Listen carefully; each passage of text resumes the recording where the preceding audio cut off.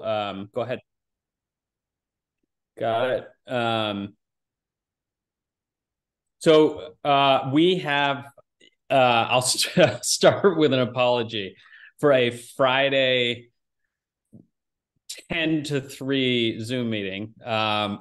You didn't have to travel, so that's hopefully a plus, but we have a lot to cover. We just simply have a lot to cover, and we tried to shrink things down and compress it a little bit, and it just felt, given the status of the fact that we're drawing to the end of the year and lots has to be accomplished between now and January 1st, including meetings with board of trustees and land board members, finalizing the FMP, a determination on financial viability, et cetera.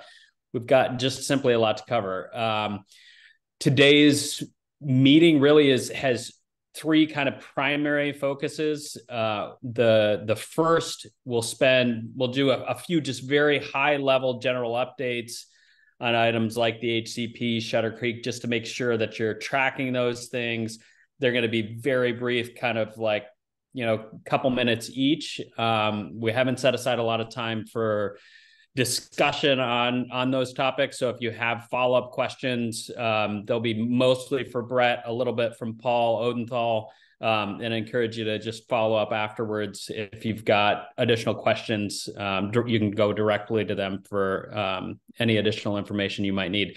Then we've got a pretty significant chunk of time starting around 10:30, 10:40, focused on financial viability. Some updates. You should have in your meeting materials a variety of documents related to this, including a spreadsheet that should be useful to you during the meeting. Shannon will kind of lead this, and then we'll review kind of both the harvest schedules and how to interpret that, some of the stuff that we looked at last time, updated. Then looking at the budgets, we'll also touch base on, as I mentioned earlier, sort of Vicky's financial viability determination and what's going to go into that. And finally, also, we'll talk a little bit about startup costs and things related to that. We'll take a break around 12:30, turn our attention when we get back after a short break to the FMP. Shannon will kind of walk through general updates and a discussion on some of the key sections, including the chapters you should have received from Jenna a week ago today, chapters 3 and 12 related to partnership and forest health. And then there's a draft of kind of a table of contents of the biennial operation plan that you received. So we want to look at that. There was a fair amount of discussion at the last meeting about that, and this is an opportunity to be, or an effort to be responsive to the board's request to better understand what would be going into those forest operations plans, knowing that there's a lot of other stuff that needed to be developed. So this gives you a sense of the contents that'll be in those operation plans. And then finally, we'll turn our attention and conclude the meeting talking about kind of timing and financial sort of in functionality of the board. So there's a couple of trainings that folks have been exploring. And then we want to talk very briefly about the position description, which you all have, and any feedback folks have related to the position description. So if you haven't looked at it, hopefully you will. And we'll look forward to your feedback on that, hoping to solidify it fairly soon, and knowing there's a couple of pieces that will still need to be fleshed out. We'll take public comment around 2:50. As a reminder for members of the public, we welcome your input. We've reserved that time at the end. If you're interested in providing public comment, just let us know. You can chat myself or Jenna during the meeting and let us know, and we'll try to get you in the queue. But during the meeting, we're going to reserve the conversation and discussion for prospective board members and key staff folks, and then public engagement afterwards, or at the conclusion of the meeting. We'll wrap up, and I promise to get you out of here no later than 3:00. Any questions about the agenda? All right.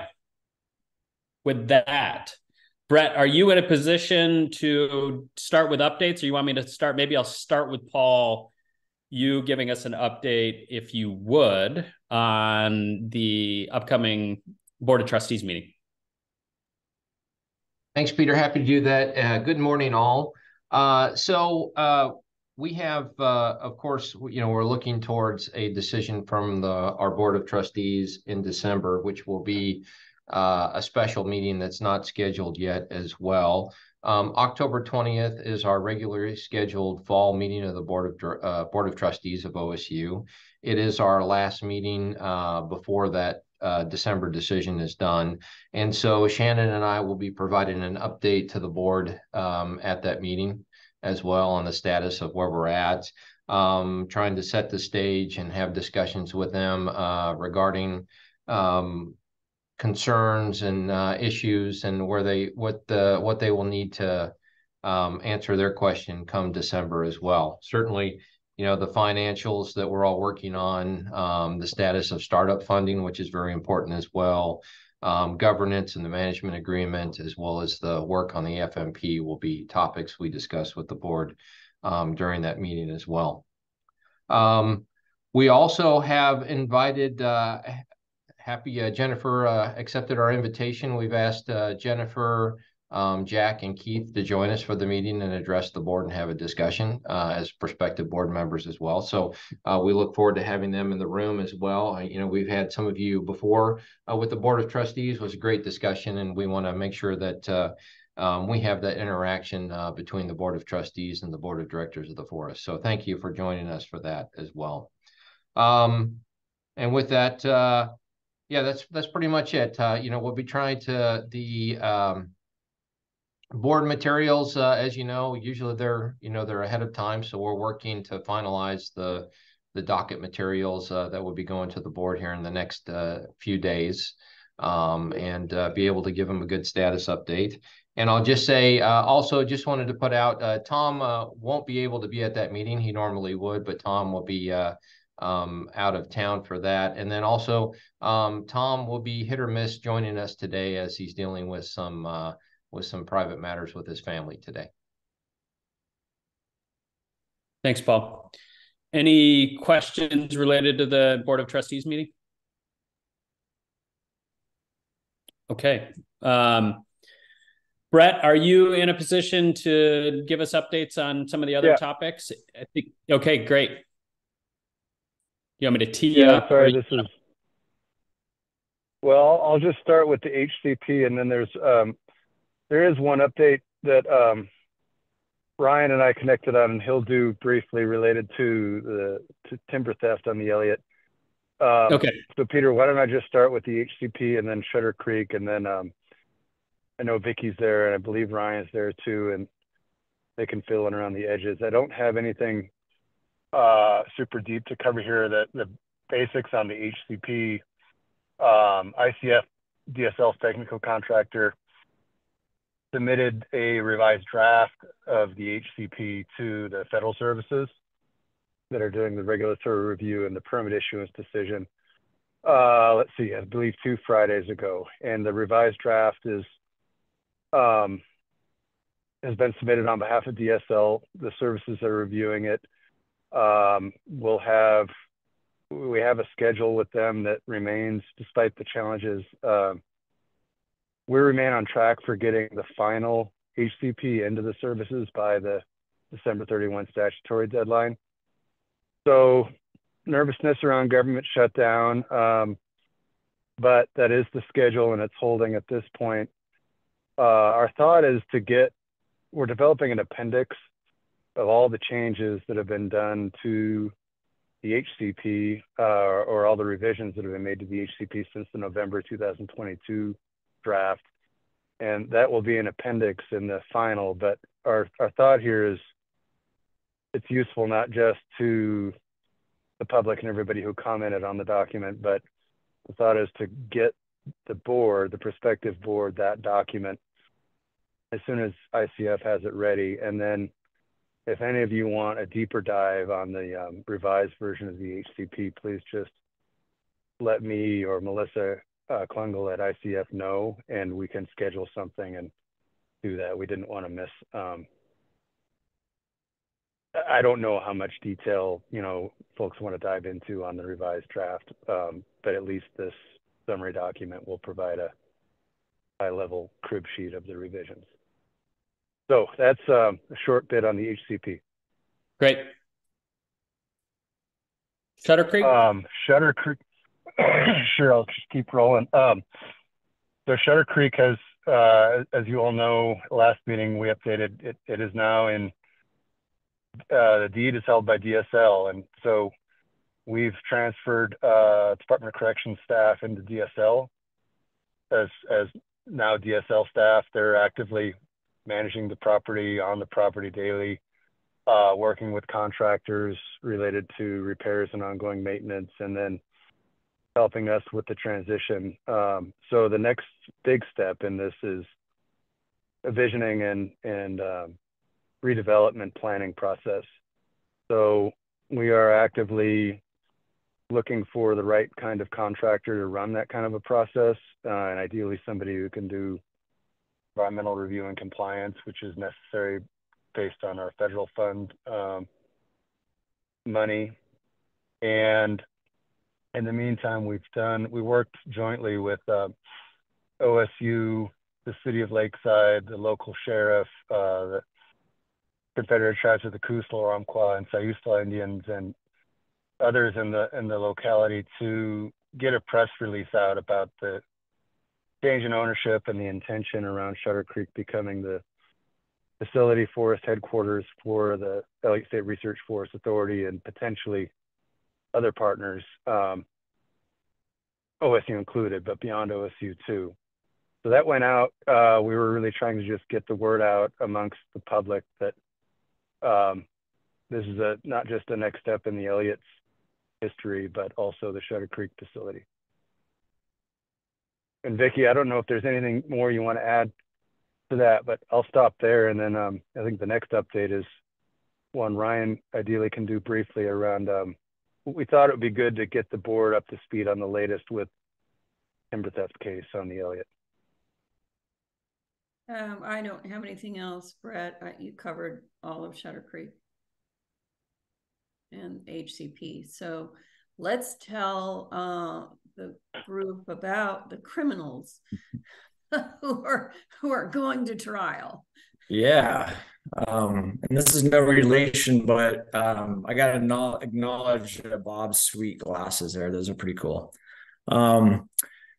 So we first, I'll give you a little background. We first noticed there was some potential problems in early June. My contractor and I were out.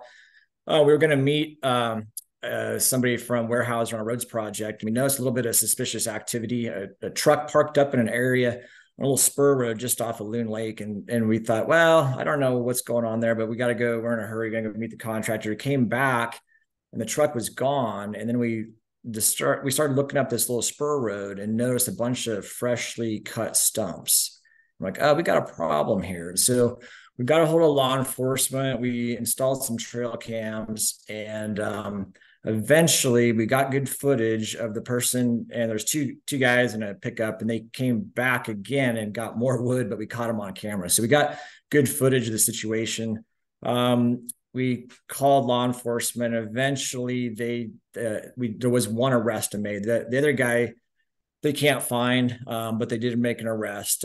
So subsequently, I went up there and did a complete inventory of the stumps, and there was a total of 29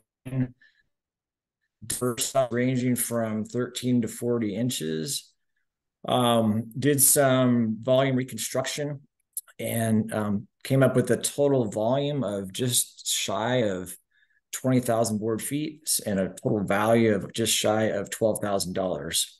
So had all that information, and then I got subpoenaed to testify in front of a grand jury. I did that a couple of weeks ago, and I think that went well because now they're going to move on with the trial. And so I think it's called, I'm not a lawyer, but they have something called a status check hearing that's going to be in December. And so that's coming up. But the charges that were filed, theft in the first degree, criminal mischief. What's going on there? Criminal mischief in the first degree, cutting or transporting special forest products without a permit, and criminal trespass in the second degree. So there's pretty good amount of wood. We do occasionally get wood that is stolen out. That this one was a pretty big chunk of wood, and quite a bit, and some pretty good sized trees. So just following along with this, and we'll see how it goes. And if there's one thing we want out of this, we want these people held accountable, for one, but we also want this to go out to the public, so the public is aware that we are watching these things, and that we're not going to turn a blind eye. So this is an important one to make sure that however this turns out, that this does get out into the media eventually. And so that's kind of where it's at now, and we'll see where it goes from here. And if you have any questions, I'll take those. Thanks, Ryan. Vicky? Yeah, Ryan, have they been released pending trial? I have not heard that. They're keeping me tuned into any happenings, but I haven't heard if they've been released or not. They did seize the chainsaws, we know that, but I have not heard if they've been released or not, or the person. Okay, yeah, because there were 2 people involved, and I think one person is still on the lam. Yes, that's right. And I think he's got a long rap sheet, and they can't find him for whatever reason. So, okay. But they know who it is. Yeah. Right. And the reason we want the public to know is, as you said, we are managing the forest. It's the same reason we put out the press release on Shutter Creek, because there was a break-in before we took possession of Shutter Creek, and they stole a bunch of wiring. Just stripped a bunch of copper wiring and disabled some things and took a bunch of stuff. So the purpose of that is to let people know, hey, we're not alone out there. There are folks watching, and we're coming for you. So thanks, Ryan. Sure. Thanks. Bob? Yeah, 2 questions. One, just I didn't catch which watershed it happened in, so I'm curious about that. But the other is, do you have a press release on this now? Because a lot of us have networks that we can get this out through as well. Yeah, and I think Allie is on. I think I don't know if Allie, if we trade emails on this, talking about wanting to put something out there eventually. So we could do that. And back to where it happens. So if you just turn off Highway 38 onto Loon Lake Road, it's literally like a quarter mile up Loon Lake Road, a little spur road on the right. And there was like an old gate there. And so that's where the theft occurred. Thanks. Yep. Thanks, Bob. Brett? Yeah, can you hear me okay? Yes. Okay.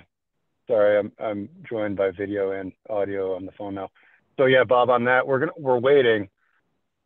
The direct correlation between severity of the punishment and deterrence effect in the future is something that we're conscious of here. So we want to see how this plays out, and then depending on how it plays out, do a release.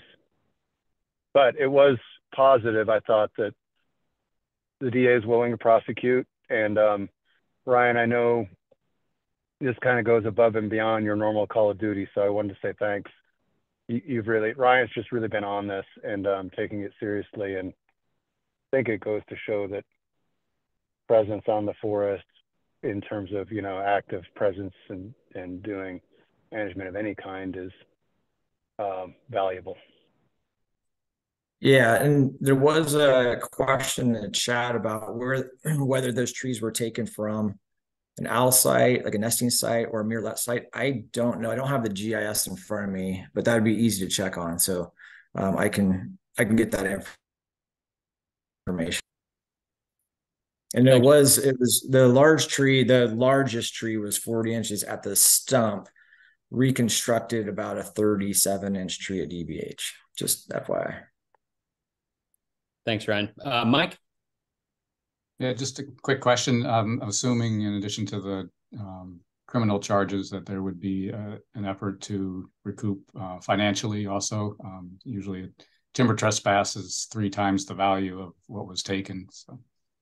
Yeah, and that's good questions, because they asked in the paperwork that I did what we suggest for charges. Obviously, one of them is compensation, and yeah, usually trespass cases are triple the value. I'm going to guess this person is not going to be able to do that, but I guess we can certainly try. I did also ask for a written letter of apology to the state and to the public from this person get processed, found guilty. So that would also go out into the press as well. So amongst other things. Thanks, Ryan. And as Brett said, thanks for your efforts on it. Brett, we've got a couple other quick ones, I think, from you. One is an update on the carbon project, and the second is anything related to the land board meeting or meetings coming up, and that's either you or Vicky.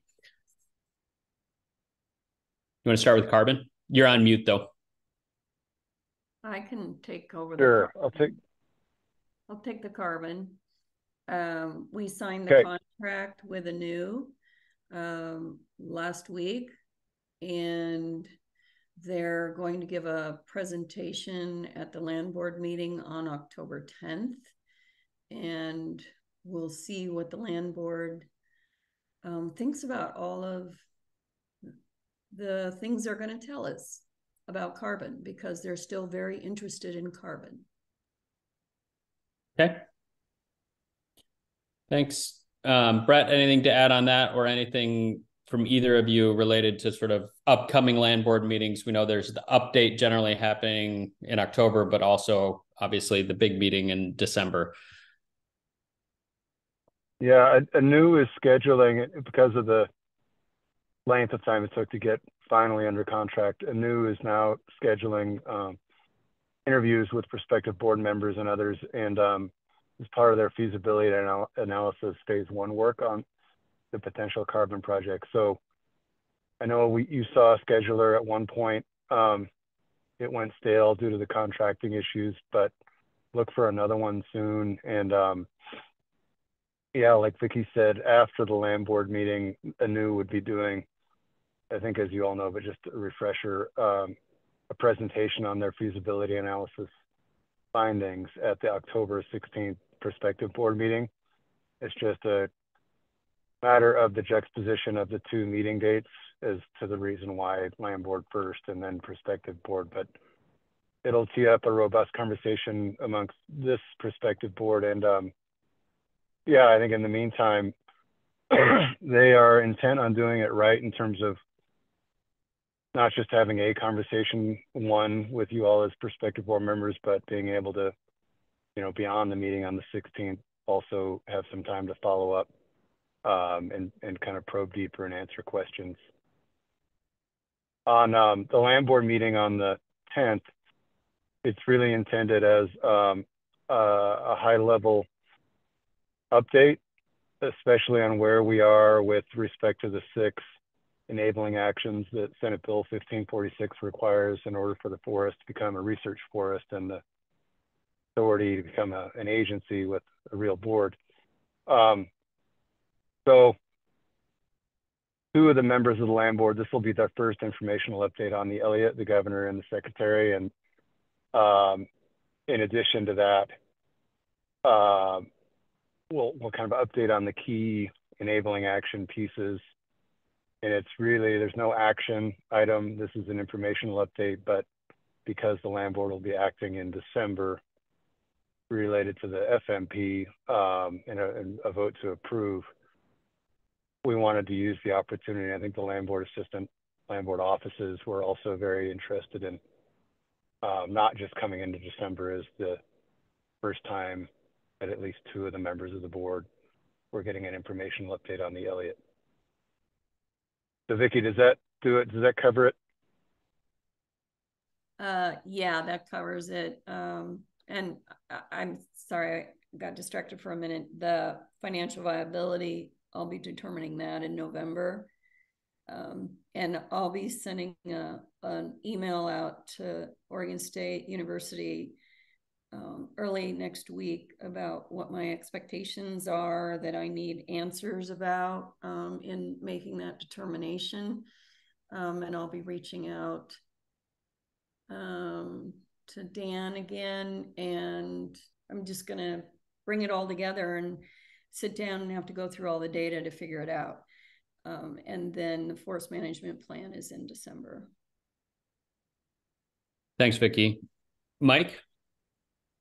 Yeah, I just wanted to make a little comment on the carbon.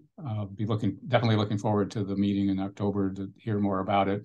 But I did want to recognize the letter from OSU that discussed that, and I'm kind of on the same page there, but open to hearing more about it in October. But I did appreciate that letter from OSU. Thanks, Mike. Okay. Anything else by way of just general updates? Otherwise, we're going to tack into a more detailed conversation about financial viability. All right. And as we do that, so Shannon, I think you'll be up first, but I did also want to just say, one, Jennifer, I know you're potentially tacking or moving between sort of obligations for a faculty meeting today. And if you need to step away, we'll know that's why you needed to do that.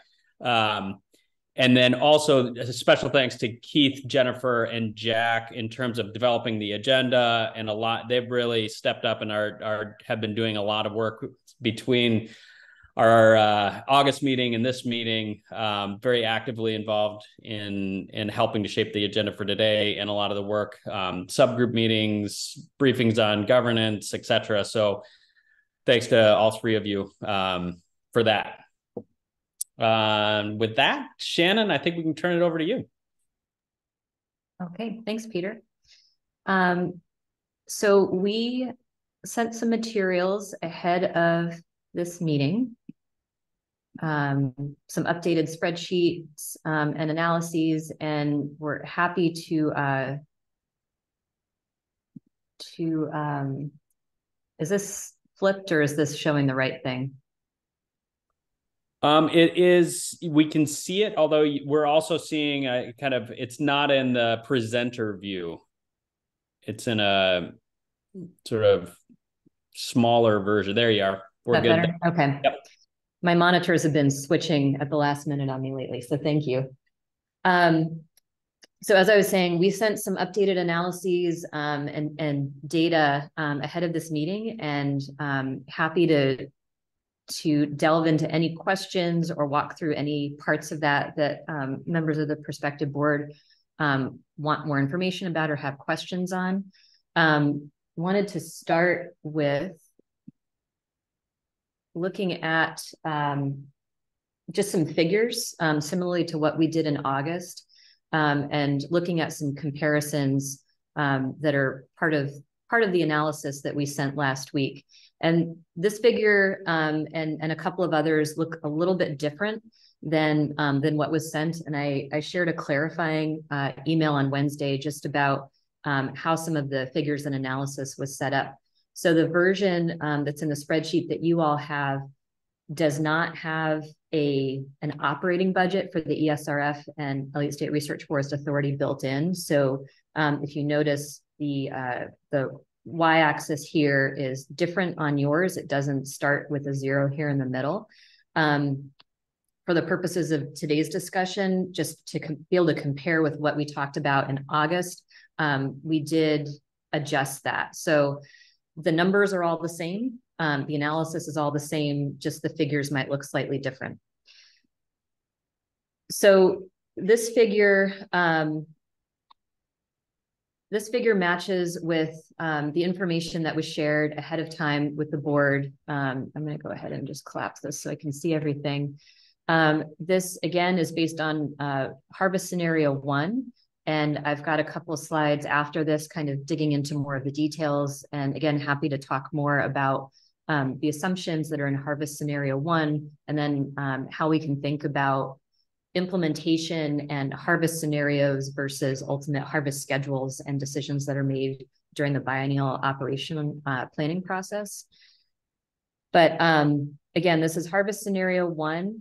In looking at these variables here and the information that was shared ahead of time, in August, we were looking at one average log price, and that was about $775, $776 per thousand. And we were varying different mean annual increments, so board feet per acre per year, looking at volumes. In this analysis, we've been continuing to work with Eric Farm and his team, and they've been doing some more cruising on the forest, looking at Doug fir stands. So we have another set of data points on volume and mean annual increment, along with all of the other input and data that we've been collecting. And so this analysis includes basically a sensitivity analysis that looks at both the impact of different prices and the impact of different mean annual increments on revenue estimates based on harvest scenario 1. So the base log price here is $776 per thousand. And in the spreadsheets, you can see there's a different price for Doug fir and then a different price for other species, conifer species other than Doug fir, and then hardwoods. So if you average all of those, this is the value that you get. The base MAI, or mean annual increment, is 616.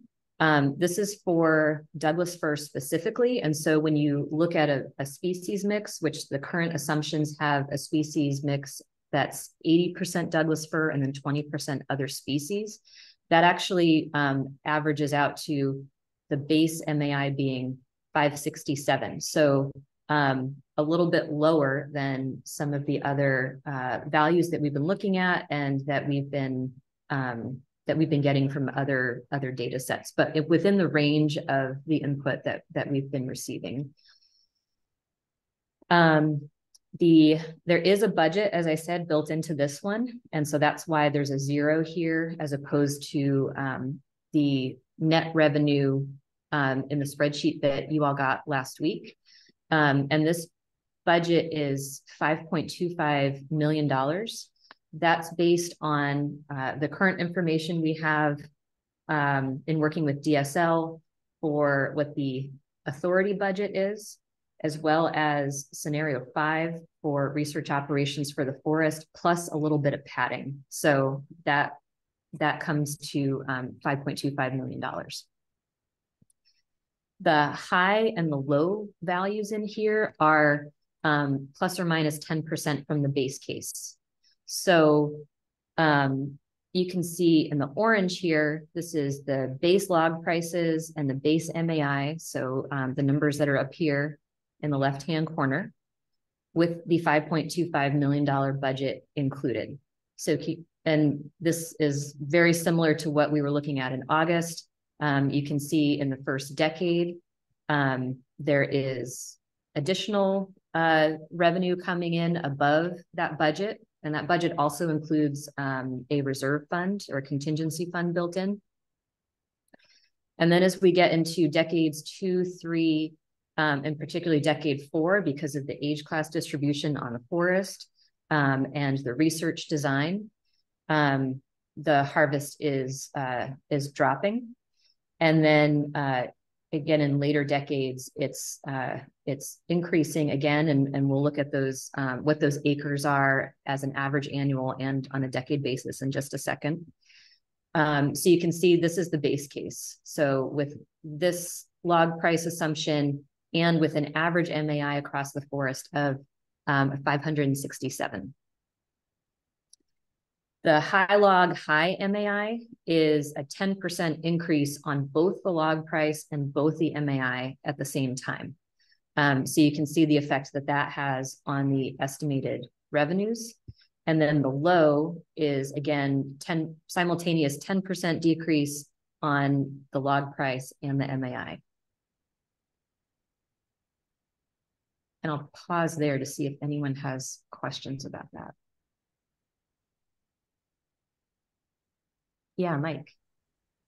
Just a quick question. So on the budget itself, did you include an inflationary factor as the decades go on, or was it just a level amount of budget all?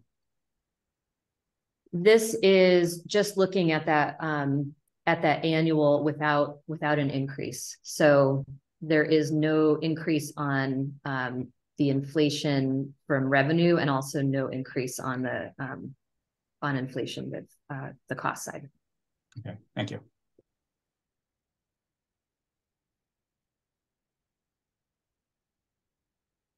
Go ahead, Chin. I think carry on.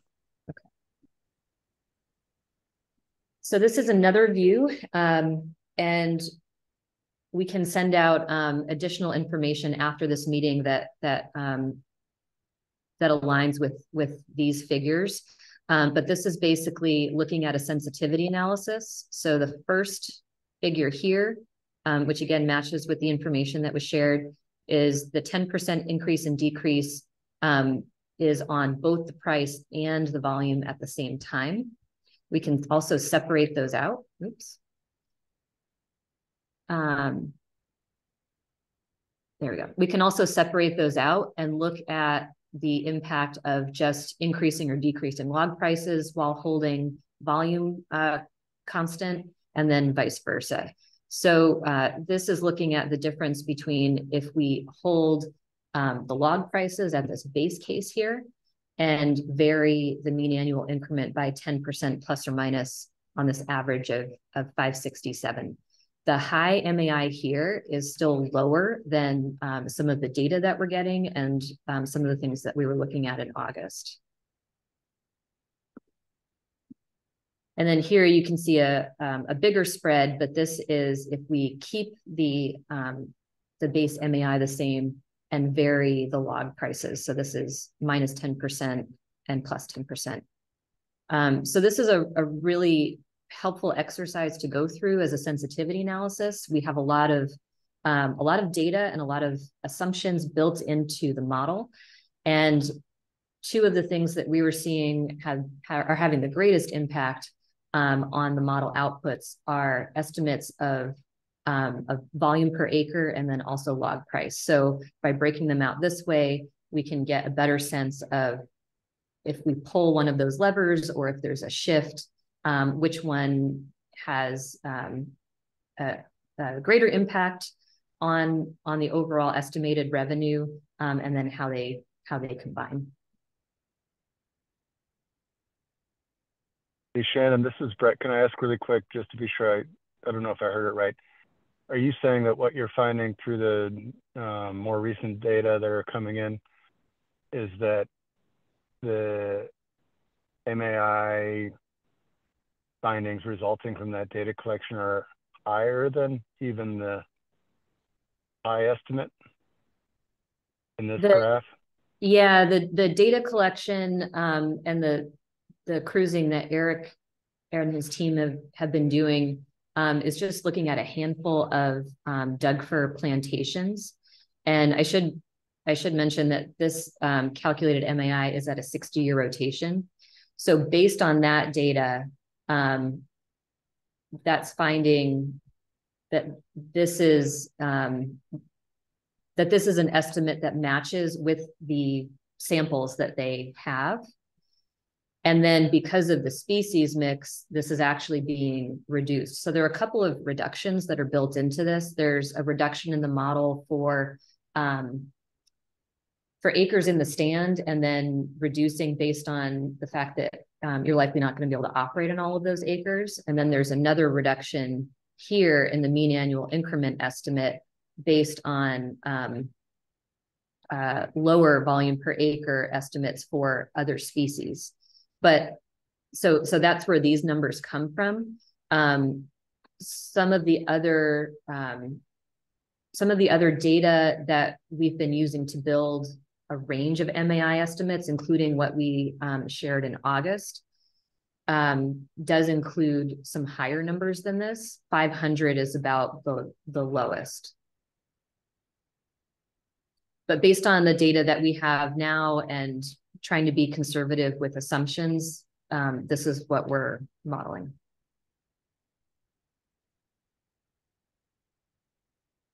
Gotcha. Thanks. Any other questions? Okay, Shannon, you can move along. Okay. So again, this is information that was shared with the Prospective board, and happy to answer questions. There's a lot of information here. What I really wanted to focus on was just the components of the harvest schedule that was put together for scenario 1. So you can see there's a lot of different categories here. And this is reflective of the adjustments that have been made in the HCP, as well as the research design. So there are several different categories of extensive harvest, whether that extensive is based in Upper Big Creek, which was an adjustment from the HCP this summer, whether it's thinning or regeneration harvest, whether it's in a stand that is in the consolidated murrelet layer, so the modeled potential habitat. There's also a breakout for the marbled murrelet experiment that's in the research proposal, as well as several other categories. Alder Creek, which the HCP terms as volume replacement, East Hackey. So this gets pretty complicated, and again, happy to answer questions. But really, I just wanted to point people to the definitions and how these categories have been put together, and some of the notes that are over here in this column that refer to this adjustment factor. So basically, there is a harvest schedule that was put together for scenario 1 that reflects all of the available acres under the research design and under the HCP conditions. This adjustment factor here is then used to include assumptions about how you might actually be working across the landscape and how those harvests would happen. So, for example, this first row, the marbled murrelet experiment, this assumes that the experiment goes forth as planned. So you can see the number of acres, and this is by decade, that are part of that experiment. On the extensive harvests that are in the consolidated layer, so the modeled potential murrelet layer, and this is something that we talked about at the August meeting, this harvest scenario assumes that 50% of the stands would be treated, and 50% based on the surveys, you would not be actively managing. So that's where this adjustment factor comes in. Some of the other adjustments that have been made here is in this this category that's called Flex 50 Regens. So this is in the MRW partials that the HCP calls MRW flexible. This assumes that 10% of that that is technically available under the HCP would not be harvested as part of the forest management planning. And this is meant to account for the fact that in the planning that OSU had done for the research proposal, there are some areas that had been in reserve that the HCP says could be in the base, in the harvest base, because of their age, but there might be other reasons why you might not actually complete harvest there, including whether they're on steep slopes or not, or have other reasons why you might want to put those in reserve. There's also here a couple categories where you can see there's a 10% reduction, to account for the buffer area adjacent to marbled murrelet or consolidated marbled murrelet layers. So this relates to that commitment that's in the HCP. There's another area here where there's an adjustment factor that assumes 50% of this category, which is in the flexible or partials is occupied by murrelets, and so you wouldn't be harvesting there. In extensive thinning, there are some maintenance or restoration thinnings planned, and this reduction, this adjustment factor accounts for the fact that not all of them would need to be thinned. And then again here, there's more reductions for assumptions about surveys of marbled murrelets and stands being found to be occupied, and for reductions that account for those buffer areas. So this is the harvest scenario that the previous slides are based on, just so everyone can see all of the different categories and the assumptions built in, and how the adjustments in the HCP have been accounted for as part of this scenario schedule.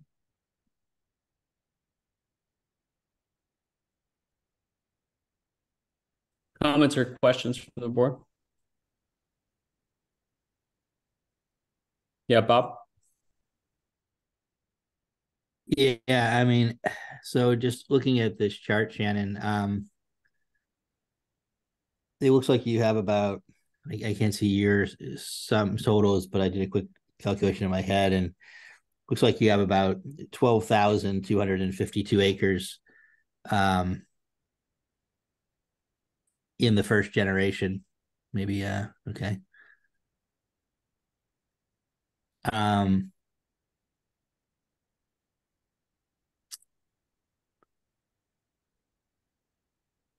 And it seems like all of the restoration harvests are pretty much outside of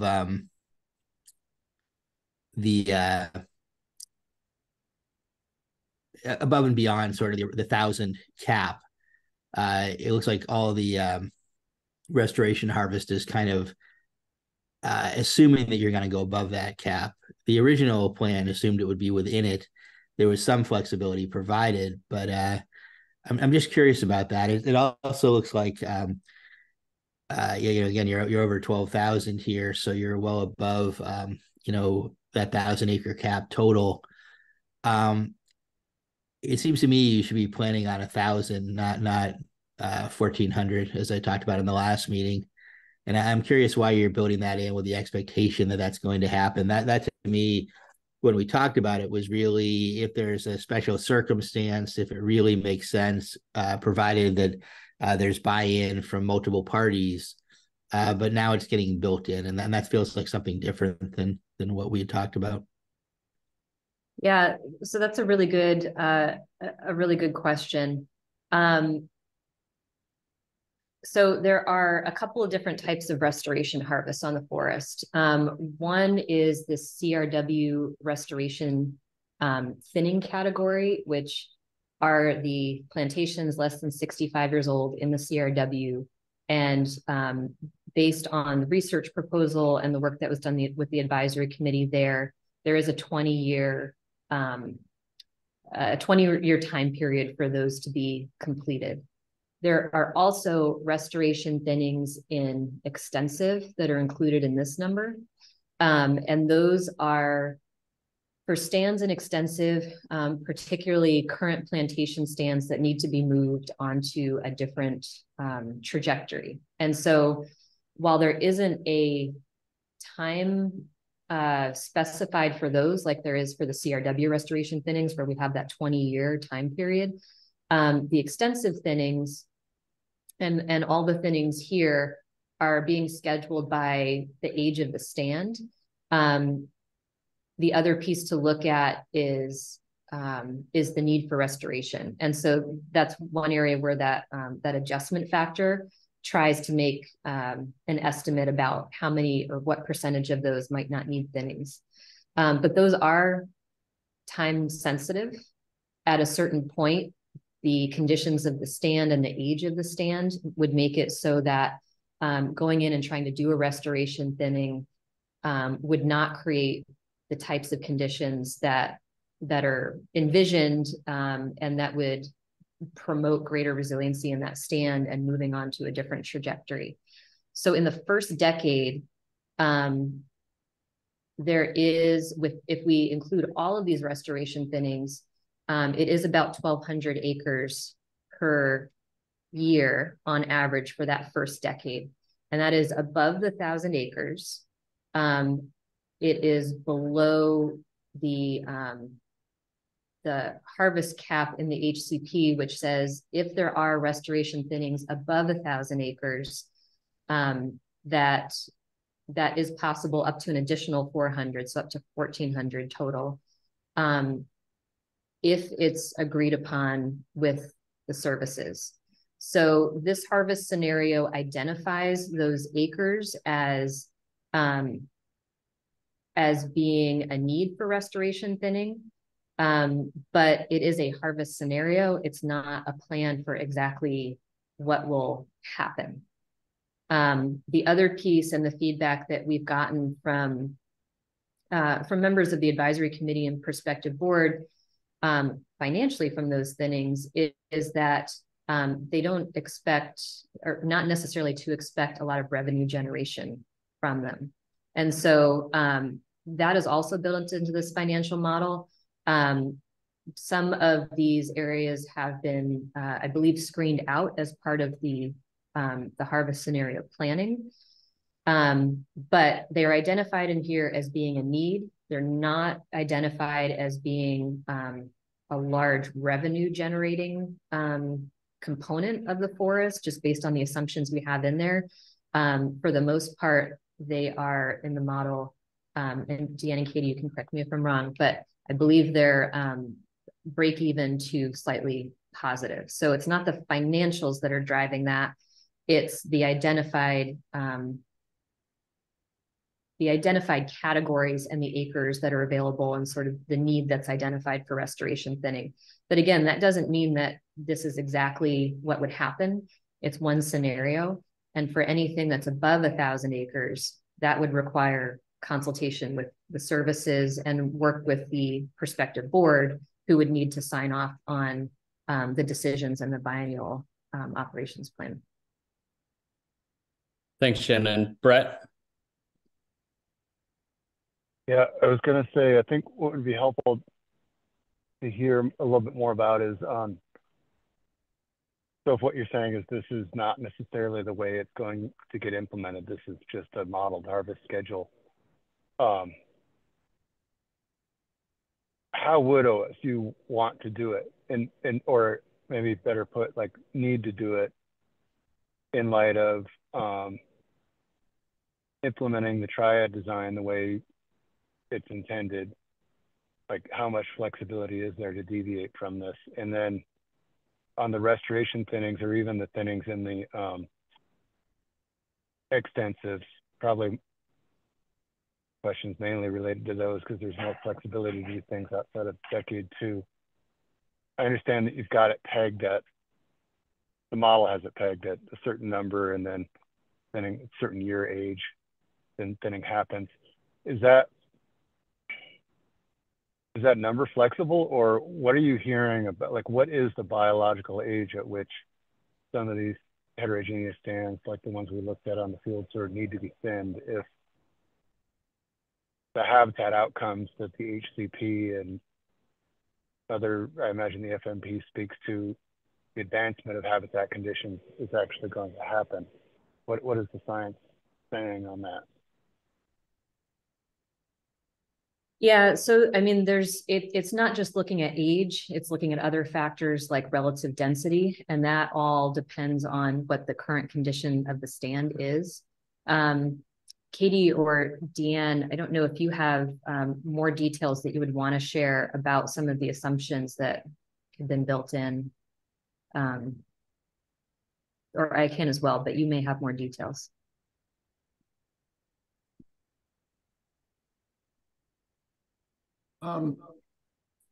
Yeah, so this was the harvest schedule is based strictly on age.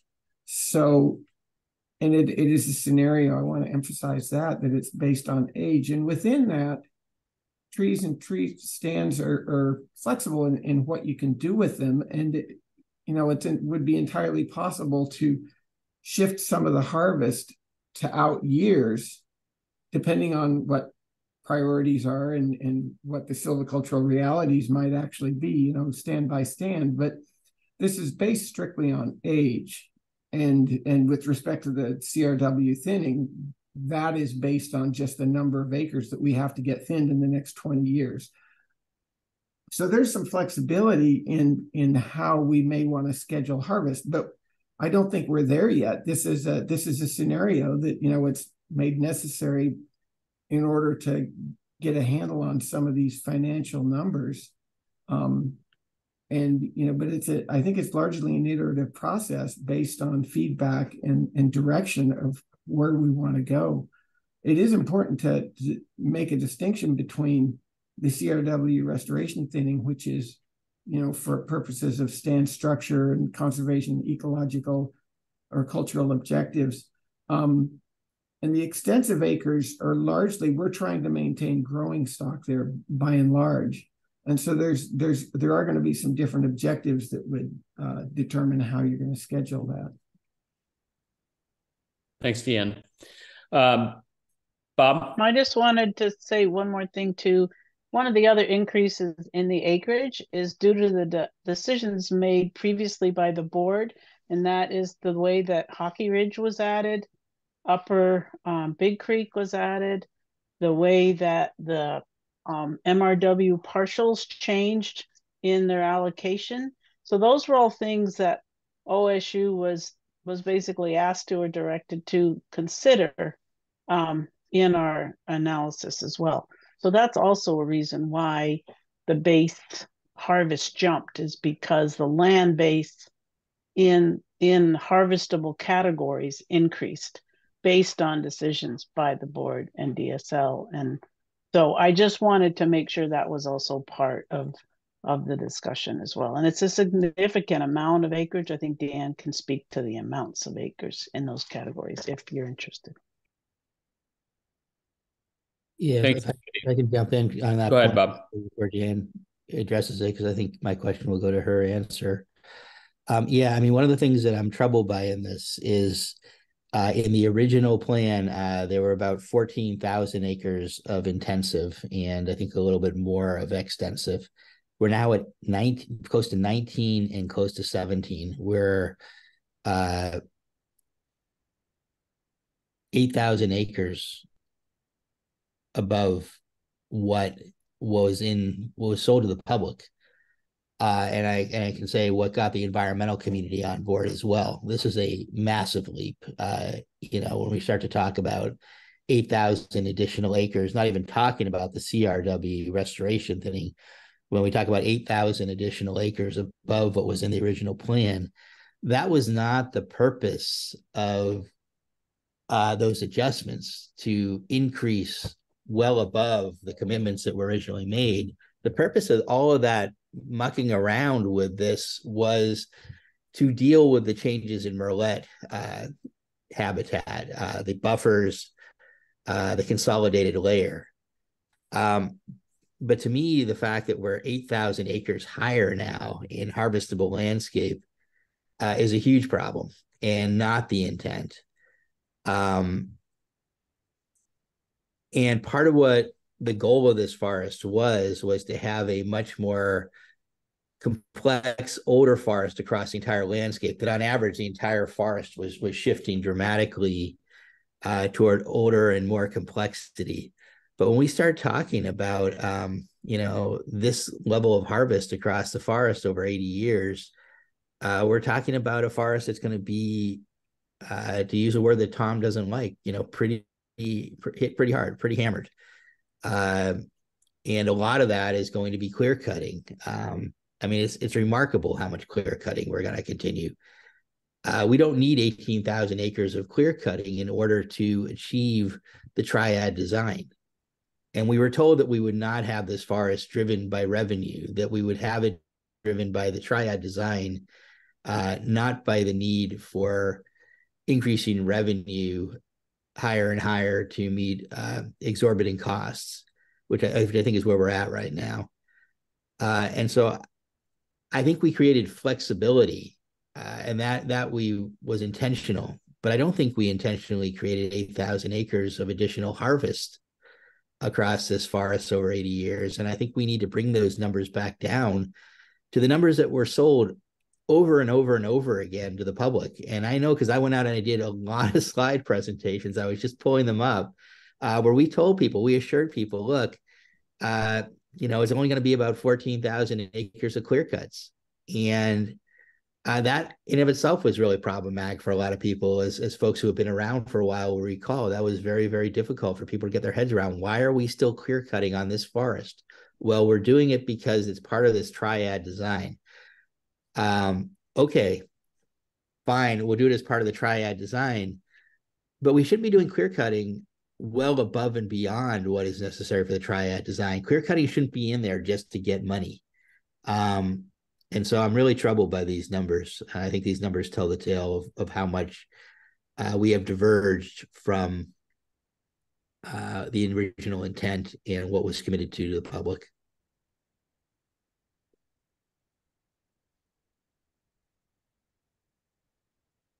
Shannon, do you want to respond, or are you wanting Deanne to go? This is Bob's comments were, I don't know, you had called on Deanne or Katie had. I want to make sure that we're being responsive to some of what Bob's putting on the table here. And Deanne, if you're the person to do that, I'll go to you, but Shannon, help me out. Yeah, Deanne, I saw your hand go up, and so why don't you go ahead, and then I can also share some thoughts. So it's important to note that the 18,903.9 that we're looking at is not the total acres in the harvest base. That represents second harvest too. So we have in the harvest base, you're right, there is a little bit more in this harvest scenario than was originally in the research proposal, but not that much more. This represents, remember the rotation age on intensive is 60. So the way this is scheduled, those intensive harvest acres are being harvested twice in some instances. So, well, actually in all instances. So it's increasing the number of acres that are being harvested over the period of the permit term, but it's not increasing the total acres in the base. The other thing in the intensive that's important is it is different between what was in the research proposal is this Flex 50 category that put a lot more acres into intensive. It's this flexible category. It's intended to be flexible, but in fact, we're not sure what's going to happen to those. A decision was made to put those in a flexible category. For purposes of analysis, we call those a 60-year rotation. And again, those acres, because it's 60 years and we've got an 80-year time period, some of those acres are showing up in the acreage values twice. The same occurs with extensives, and that includes thinning. So there's multiple, you're counting the same unit, the same acres twice in many instances here. So it's not this isn't the land base that you're looking at. This is the total number of acres that would be harvested over the permit term. And there's a big difference. So I just want to make sure we understood that. That's helpful. Appreciate it. Teresa, and then Shannon, I'm going to circle back to you as well. We'll get Teresa's thoughts and questions in, and then have you respond. Yeah, and maybe you've already considered this, but just wanted to point out a couple of thoughts that with the Big Creek edition and the flexible category edition, like you were saying, it was supposed to create both flexibility and also provide for making up for acres that would be lost because of murrelet habitat that was found to be occupied. So I'm just thinking of if we're trying to model, not like over project how much we're going to be getting out of this forest, that you'd want to model assuming the least amount of harvest in those areas essentially. So it doesn't really make sense to me to have additional acres of harvest from Big Creek because of that. And then same thing for the flexible acres that were added in. Most of the board was not asking for more clear cutting. It was asking for possibilities to do different kinds of extensive harvest that didn't have to fall within the basically all the different whatever rules set on it by the OSU research plan. And so thinking about it in that way, it would make more sense to me to kind of model those for having less revenue, less acres harvested rather than more. So we're not over projecting how much we can make from those acres.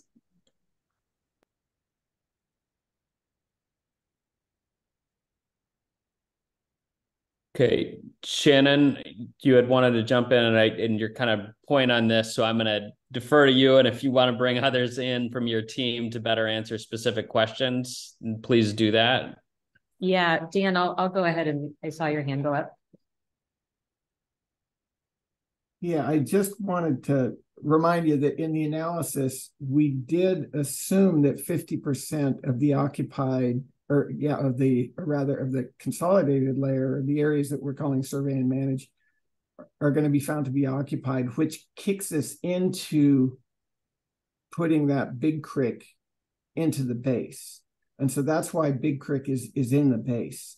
The flexible category, we originally scheduled a lot of those, allocated a lot of those to extensive, but they were put in that flexible category. And in doing the analysis, we get pulled in two different directions. It's like, well, gosh, we've got to balance the books, which puts us into trying to harvest earlier. There's a lot of flexibility in how we can harvest, and we can reschedule some of these things later. This again is it's a scenario. It's not a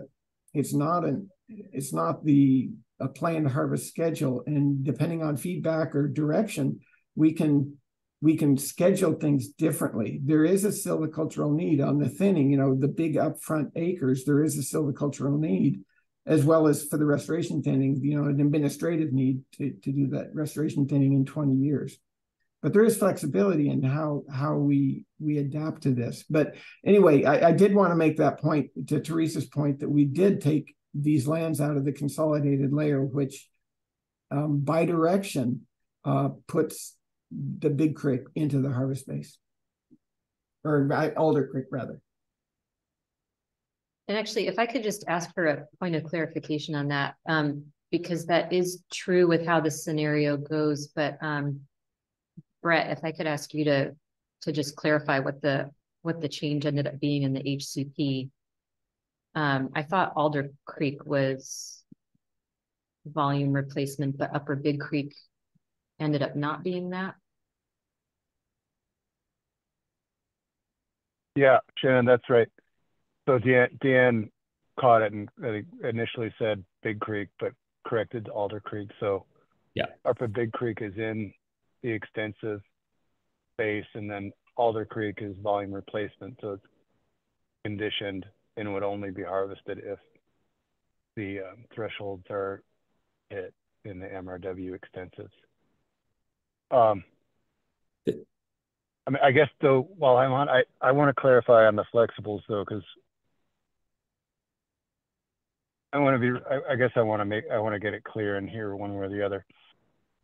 When we were talking earlier, what I thought I heard from the OSU end is, it's not going to make that big of a difference. Like, yes, the flexible designation would allow the board flexibility to do different types of forestry, including longer rotations or tribal, ecological, holistic forestry, or other things that are outside of the OSU triad definitions that were previously ascribed to the partials. But when you overlay the conservation protections that are kind of in the MRW flexible rule set, so the categories of land that would not be harvested due to species considerations, and then when you overlay the other approaches, including the RCAs and the nothing over 150, the 1868 fire, that that it actually didn't come out looking that different than the way OSU had analyzed the partials. But I'm feeling like I'm hearing something different now, so I just want to get clear. Shannon, can you respond to that? Yeah, I think Deanne can best speak to the details of sort of any adjustments between scenarios on that. Well, it's right. I see Bob has his hand up, but I will respond to this. The flexibles, there was, just as far as changes, there were some things that shifted to what we called an intensive class, or the intensive, which was the Flex 50, as part of the analysis. There was the 500 acres in the Palouse Creek, or in that area. There was a large, or somewhere, it wasn't all in Palouse Creek, but there was a large amount that was added in the over 65 category, that was added to the base from those we had been calling the MRW partials. Finally, I do want to point out that this is a scenario, this is kind of a touchstone. We say, okay, this is what we get with these assumptions, and we're free to change those assumptions. You know, I came up with this, for the most part, sitting at my desk based on the feedback from the OSU team and such. But this is a set of assumptions, and this is the results we get with this set of assumptions. Now we have a touchstone that we can go forward with and say, what happens if we change these assumptions? Thanks, Tian. Bob? Yeah, I just want to get a point of clarification, make sure I'm understanding this right. I keep hearing about replacement of the consolidated layer, and that 50% of the consolidated layer is going to be assumed to be occupied. But before we had the consolidated layer, what we had was potential occupied habitat that had to be protected as well. And so not all of the consolidated layer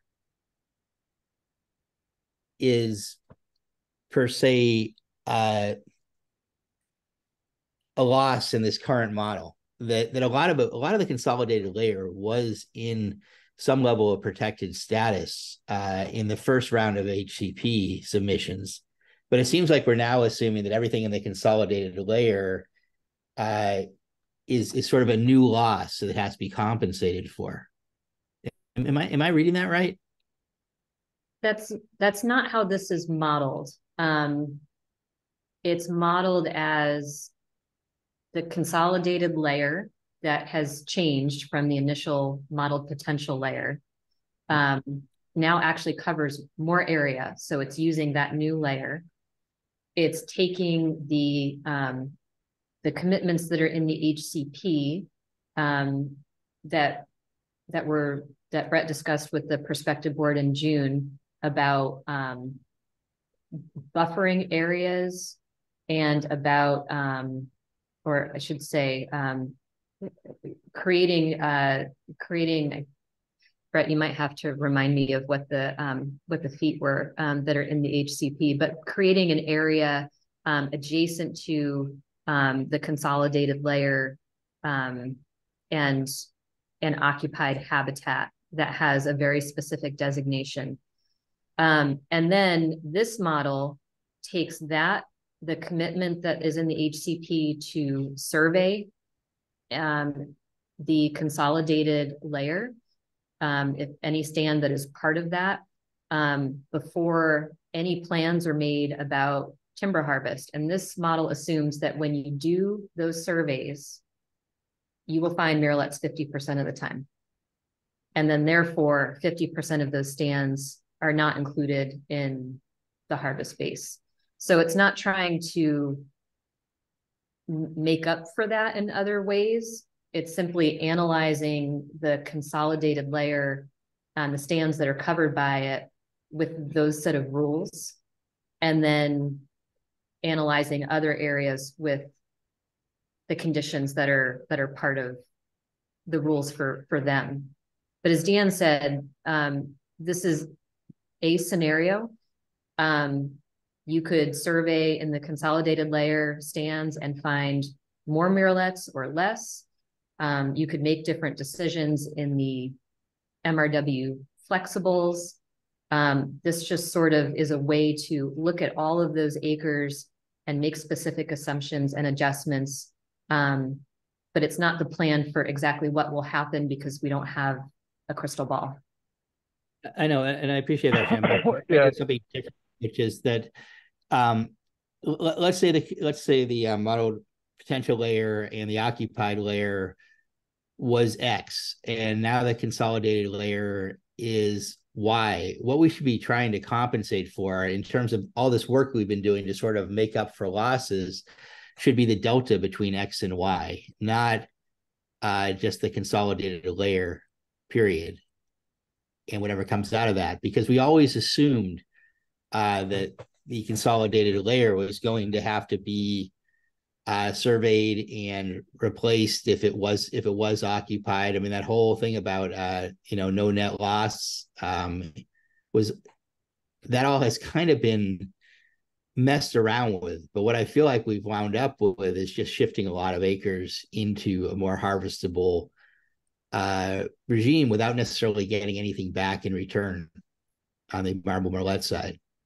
I just want to make sure that we're not. I mean, Yeah, go ahead. Bob, I mean, to be clear, though, there were 4,500, I don't have the number precise, but around 4,500 additional acres of model potential habitat built into the new revised HCP as a result of the consolidated layer that weren't part of the model potential habitat before. And so I think that's why we got into the discussion at the time in June, if I'm right, around, Shannon presenting the crazy graph that makes my head spin, or the depiction of the triad triangle and the stressing out of the triad around extensives. And it's because of, there is a real impact of using the consolidated layer as the model potential habitat layer compared to what was there before. And it can be called like, yes, this is the best current science, but that doesn't change the fact that it does have an impact in terms of, because it's subjecting more acres to Condition 7 survey protocols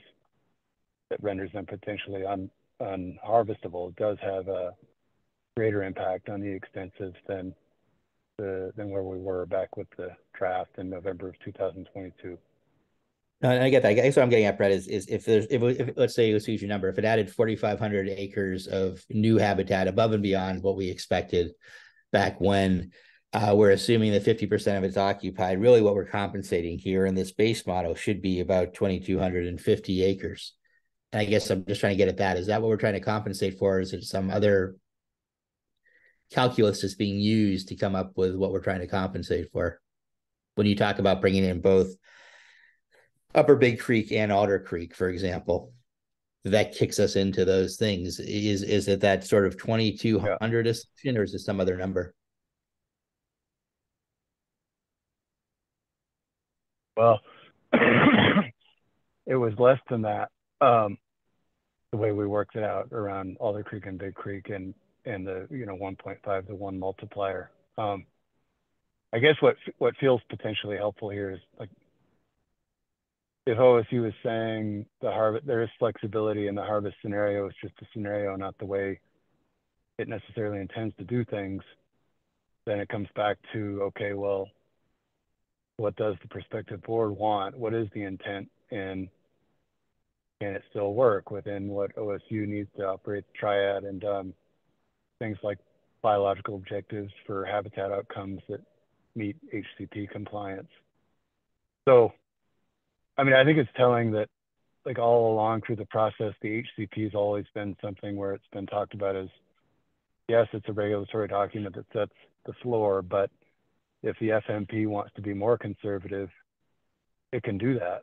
And I mean, OSU hasn't, on the flexibles, it was an intent to build in flexibility beyond where the rule set was for the partials and how they were defined. But I mean, the financial models and the harvest modeling haven't even modeled things at a 50-year rotation, or that kind of lower end of the flexibility. The higher end is, I think, what the board has been really interested in, like longer rotations. So, I think I've heard like OSU's not really interested in 50-year rotations. It doesn't sound like there's a lot of interest on the board in 50-year rotations. And so, and OSU hasn't modeled it at 50, it's modeled it at 60, which is where things were in the partial modeling. Is that, I mean, does the board want to say just, yeah, don't go there? I mean, it feels like there are a few areas where feedback from the board. Yeah, so I'm trying to get there. We want to go next. I want to get some other voices into this conversation. Like I think it's important to do that. Teresa, I see your hand, and I also so I want to get to Jack, Jennifer, Mike, Teresa, if you have thoughts that you would like to share related to this. Bob, you've raised some really significant questions, concerns. Are there ways to, is this helpful in addressing it, and if we go back, what does that mean in terms of financially for the forest? So there's some really big questions associated with this. So I'd like to get some other folks engaged in the conversation. Teresa, I'll start with you. And then I also don't want to lose sight of the fact that, Shannon, you presented a whole bunch of information related to financial viability, which is really what our agenda topic is about. Bob, you've raised some things that relate very much to that.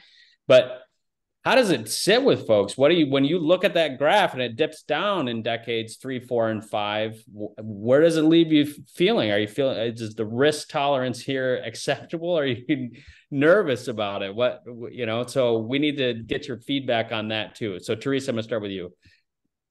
Yeah, thanks. I was going to try to bring it back to that, where just if this model, as Dan was saying, it can be changed, and that's sort of what we're basing some of that financial viability on. I think I would like to see it, some of those inputs change to be more conservative, because when you brought up, trying to balance the books, I think the way I think about it as we set like, what is, the lowest amount we think we can make. How can we then budget to have the lowest costs in case that's what it ends up happening? I don't think the board, probably myself, but also just in general, wants to be strapped down to certain types of harvest or timelines of harvest just because we're trying to meet this, revenue line that we set for ourselves in the future. So trying to broadcast it for like less harvest, longer rotations, more extensive style versus intensive, and that kind of, looking at those different outputs so that we could say, like, do we need to look at paring down, our budget so that we're not strapped down to doing, more and more intensive harvests in less years, if that makes sense, or or anything else, just so we have more flexibility for what the board wants to see happen in the future. Thanks, Teresa. Others? And/or reactions from Shannon team?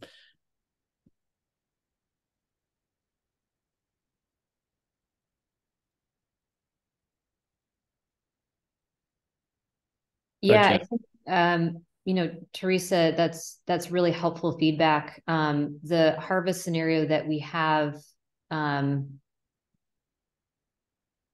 the direction of it was trying to model what is in the HCP adjustments with some differences, like Brett was saying, modeling 60 years instead of 50. We as we've said, this is one scenario. So there are other scenarios that we can definitely run. There are pieces of the forest or areas of the forest and certain stands that we have sort of clear guidance and direction about what they should be. Like Upper Big Creek is extensive, the triad. The flexibles are an area where, there might be other approaches. And a lot of those decisions happen as part of the biennial operations planning. They also, I guess, just for revenue estimates and the range,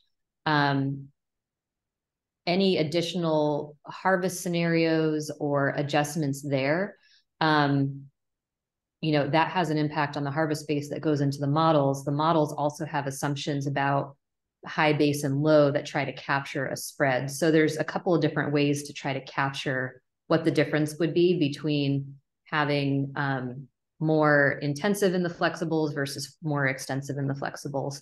But that's something that that would be helpful to talk about more and to, I guess, describe how all of those pieces fit together in the modeling efforts that we're doing now. So Shannon or Jennifer, were you going to jump in? Otherwise, I'm going to ask Shannon a question. No, I was just, what I was going to say is that what Teresa put out there was where my head was going. I was trying to pull up some of the other budget things we have. And I just think we needs to look at the whole budget, not just the revenue side of it. So.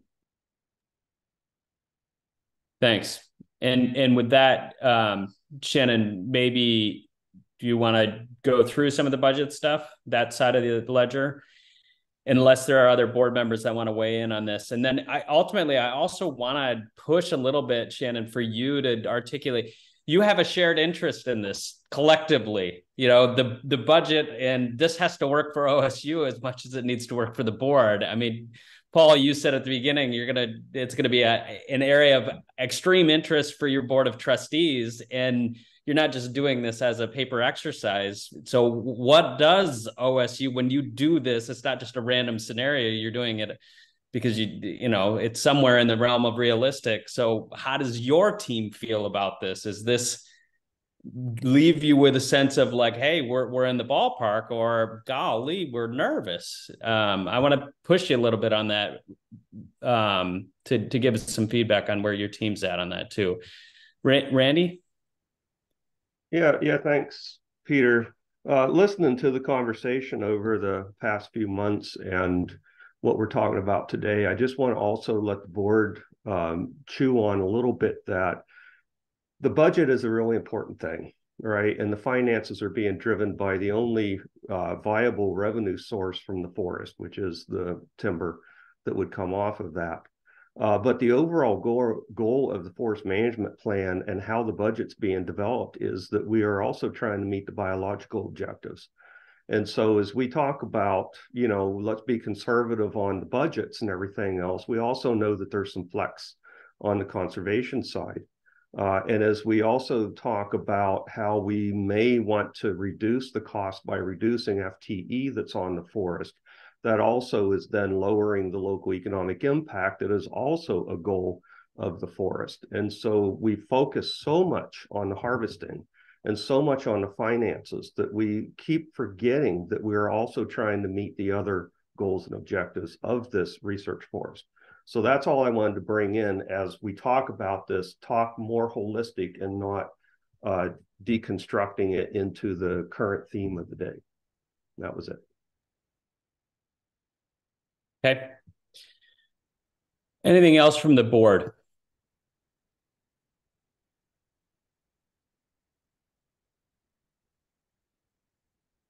Okay, let's look at the other side of the ledger.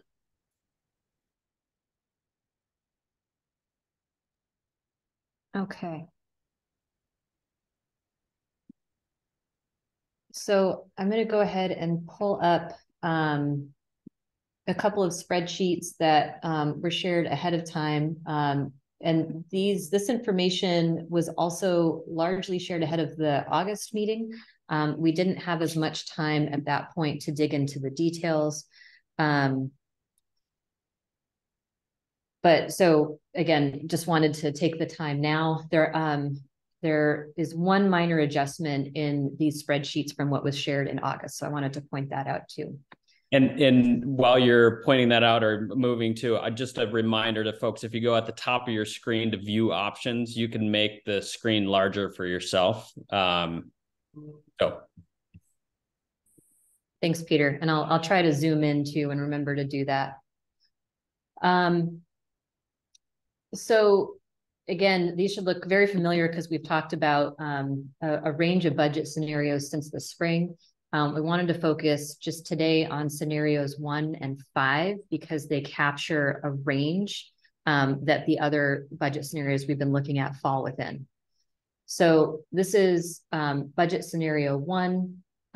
We have the operations personnel, the research personnel. So this is a full budget for the capacity and the research operations costs stemming from the research proposal and then additional work happening on top of that. So you'll see that there's the forestry staff, GIS, business log accounting.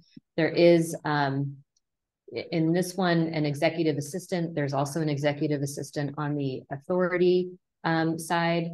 And this person, you know, in this version of the budget would have obviously different duties than the person on the authority side, including possibly having more of a communications or partnership building component to their job. And that was one of the pieces that we heard from the Prospective board at the August meeting might be important.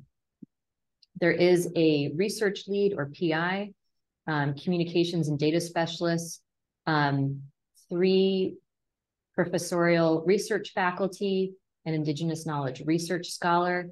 In other versions of the budget scenario, some have funding for these positions, either fully, not at all, or as summer salary. So budgets 2, 3, and 4 have various combinations there. In this version, there are 4 faculty research assistants or research technicians. These are positions that have been identified by researchers working on the project as really key to meeting the HCP monitoring requirements and the baseline research requirements.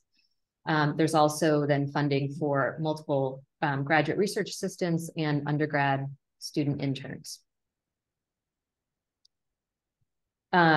We've talked about many of these in detail. This is, again, the updated costs from 2023. Their stars are next to fixed costs. Some of them are per unit of personnel, others are different units, and the notes are over here in the 3rd column about some of those details. You can see here this line, tribal engagement for research monitoring and management. This is a TBD. There's some guidance here about how to make estimates related to this category, but really this requires continued conversation with tribes and working through the details together of what these budget estimates could look like early on, as well as later in the project. So that when we were looking at scenario 5, that $5.25 million number, that's part of the financial analysis figures I was showing earlier. This has padding to cover the unknown here. There's about $40,000 built into that. That's not captured necessarily here in the spreadsheet. There's surveys for cultural resources.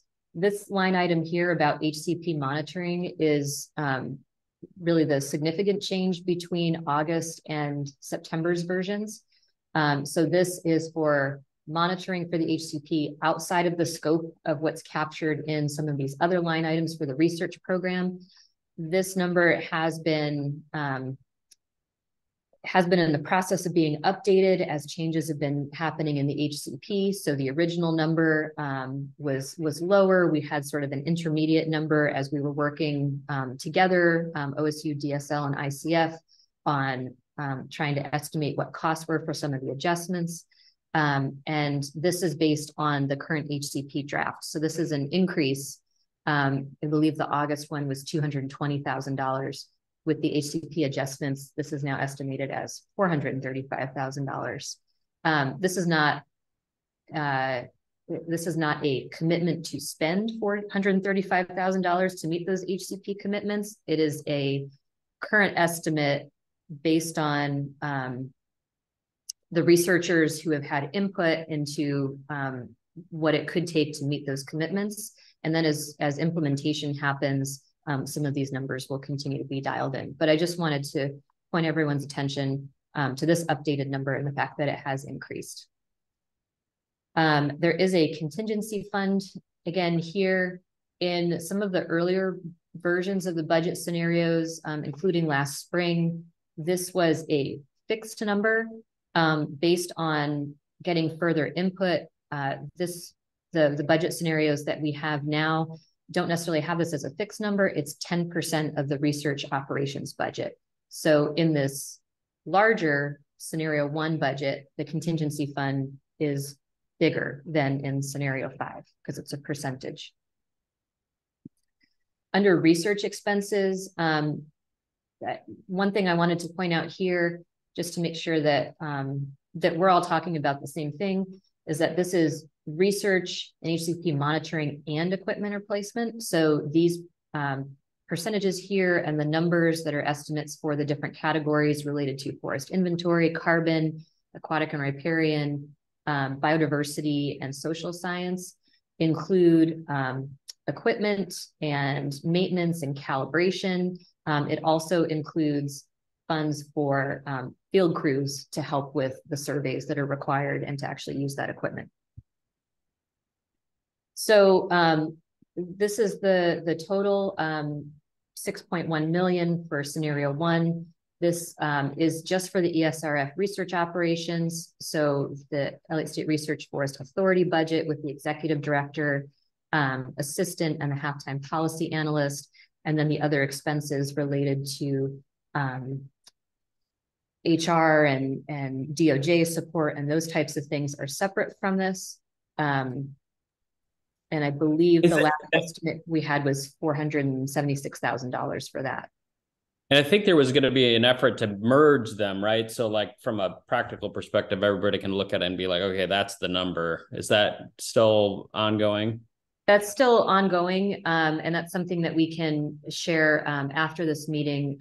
Brett, I wanted to follow up on a couple of things with you, particularly related to the ED and some of the salary details that the board discussed back in August.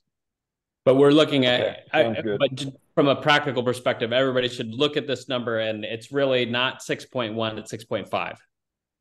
Yes. Or thereabouts.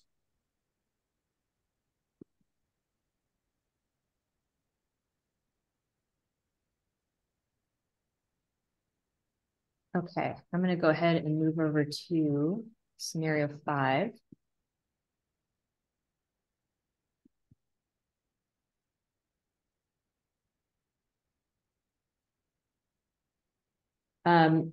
So this again is a scenario that we've looked at before. You can see the areas that are grayed out. So the comm specialist, an assistant, the research faculty and scholars are not covered under this budget.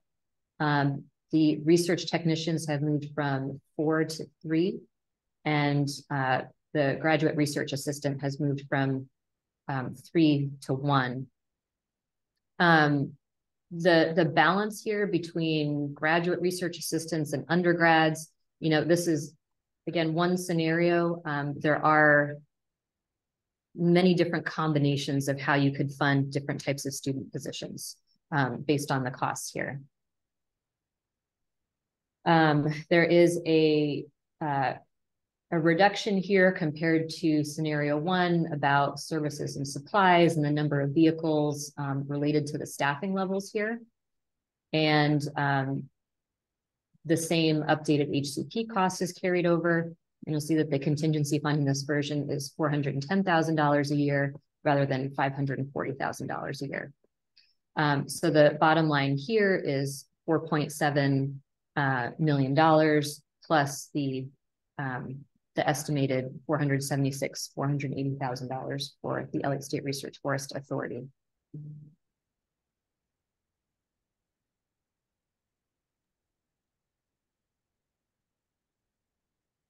Thanks, Shannon. So, yeah, and so again, this is the 4.7.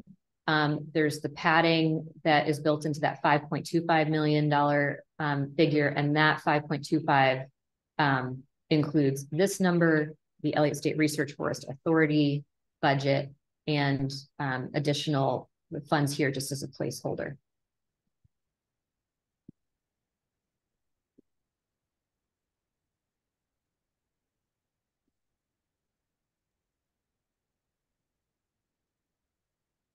Jennifer, Teresa, Jack, Mike. Yeah. So Shannon, when you at a high, you step back and look at those two scenarios and looking at the second scenario, what would you say is the biggest sacrifice that you take in that second scenario? in terms of like outcomes, impacts, not just like line items, but in terms of what the world-class research forest looks like? The biggest sacrifice is capacity to carry out the monitoring, the research, to get full engagement from students and faculty, so that you have, there's quite a bit planned as part of the HCP monitoring requirements and the backbone research for the program, for the research program, that requires a lot of data collection in the field, that requires a lot of people. And the faculty research assistants and students and field crews, which could include contracted field crews, are really the people who are needed to pull that off.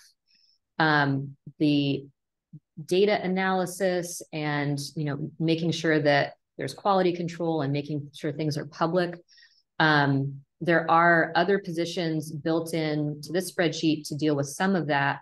However, faculty supervision and some of the lab work, that is not necessarily covered here. So in working through these different budget scenarios and talking with researchers who are working on this project and have been involved in the HCP monitoring conversations and the monitoring chapter for the FMP, if you scale back that capacity too far, there's concern that you wouldn't be able to meet all of the monitoring requirements and collect the field data in the way that you had planned, and that that creates a strong enough data set to then attract other researchers and grant dollars to the forest. And then on the analysis end, it's been flagged for us that there is the need to make sure that that is that's also accounted for. And so scenario 1, there's a lot more comfort with that. Scenario 5 requires some scaling, and that's just one of the key things that we've seen in looking at the HCP monitoring requirements and the budget here is just, are there enough people to do that work well without overloading them? Yeah, and one follow-up question, and this is a remind me question. Has there been an effort to look at the kinds of other types of funds that can come together to support this research? You mentioned grant funding, because it seems like a lot of research is traditionally is funded from others. I'm just curious. I don't remember if we've had a look at that, a scan at that in terms of what the possibilities are. Yeah, it's been part of the conversation, although not part of the financial analysis to date. And the reasoning for that is not wanting to necessarily count on grant funding or grant cycles to support some of the long-term research. There's definitely the expectation that that researchers here in Oregon, in the Pacific Northwest, and internationally would be bringing research dollars to help support their work, particularly if it's an additional project beyond what we're talking about here. There's a requirement to bring in funds to support that work. But while it hasn't been accounted for in the financial analysis for those reasons, it is an expectation that the type of science that's being done on the forest would help attract grant funds, and that there would be a really strong data set for people to build off of and ask new research questions and seek grant funding. Thanks. But that's where that has landed. Even, and we've mentioned this before, but just in the process of planning, researchers have been getting grant funding. That's one of the things that supported the biodiversity surveys going on this year. So we're already seeing some of it. There's the expectation that this is sort of the tip of the iceberg and more would be happening.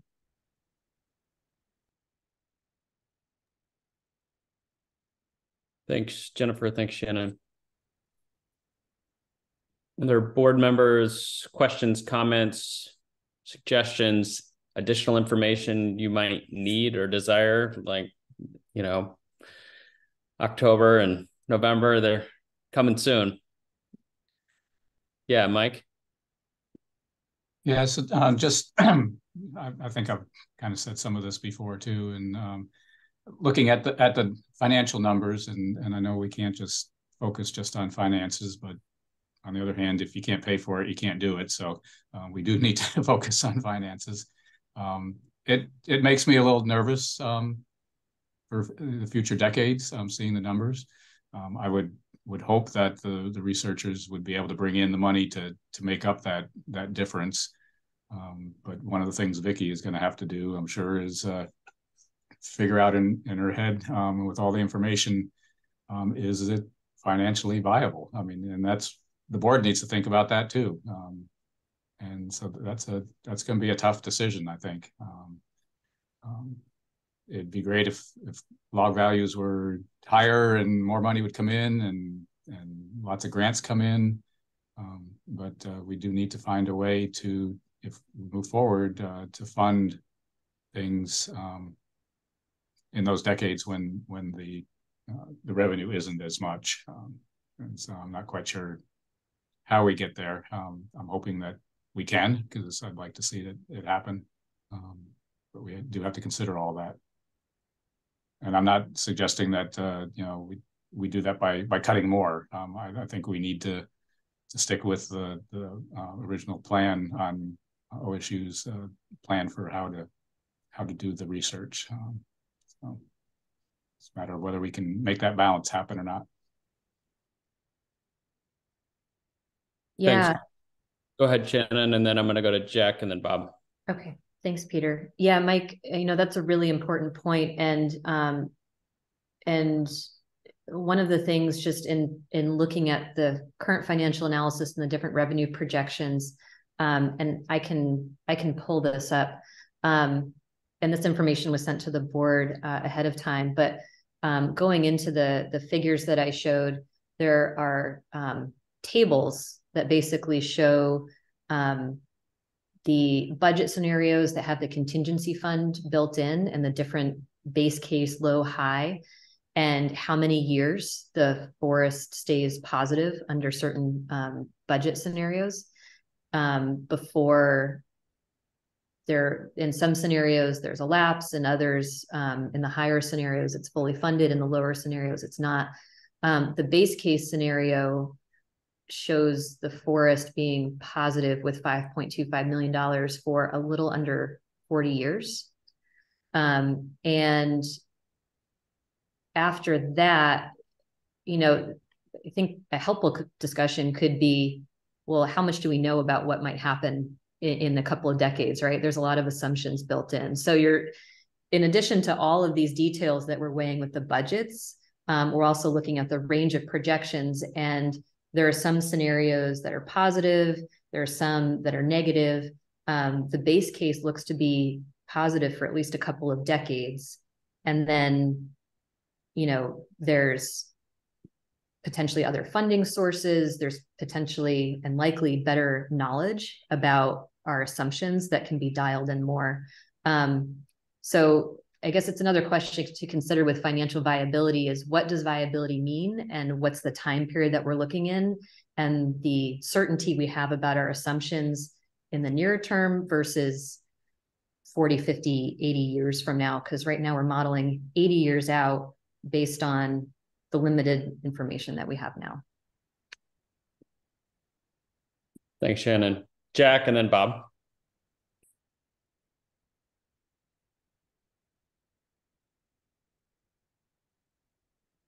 So first off, Shannon, I really appreciate all the, just you and your folks just to put a ton of good information together. There's so much to unpack here. It's a little bit daunting for at least folks like myself that haven't spent a lot of time down in the trenches with some of this information. But, just generally, my impression is that I get really hesitant about trying to build everything we would like to have based on some of the harvest information. And I know that's kind of what we have in front of us, but I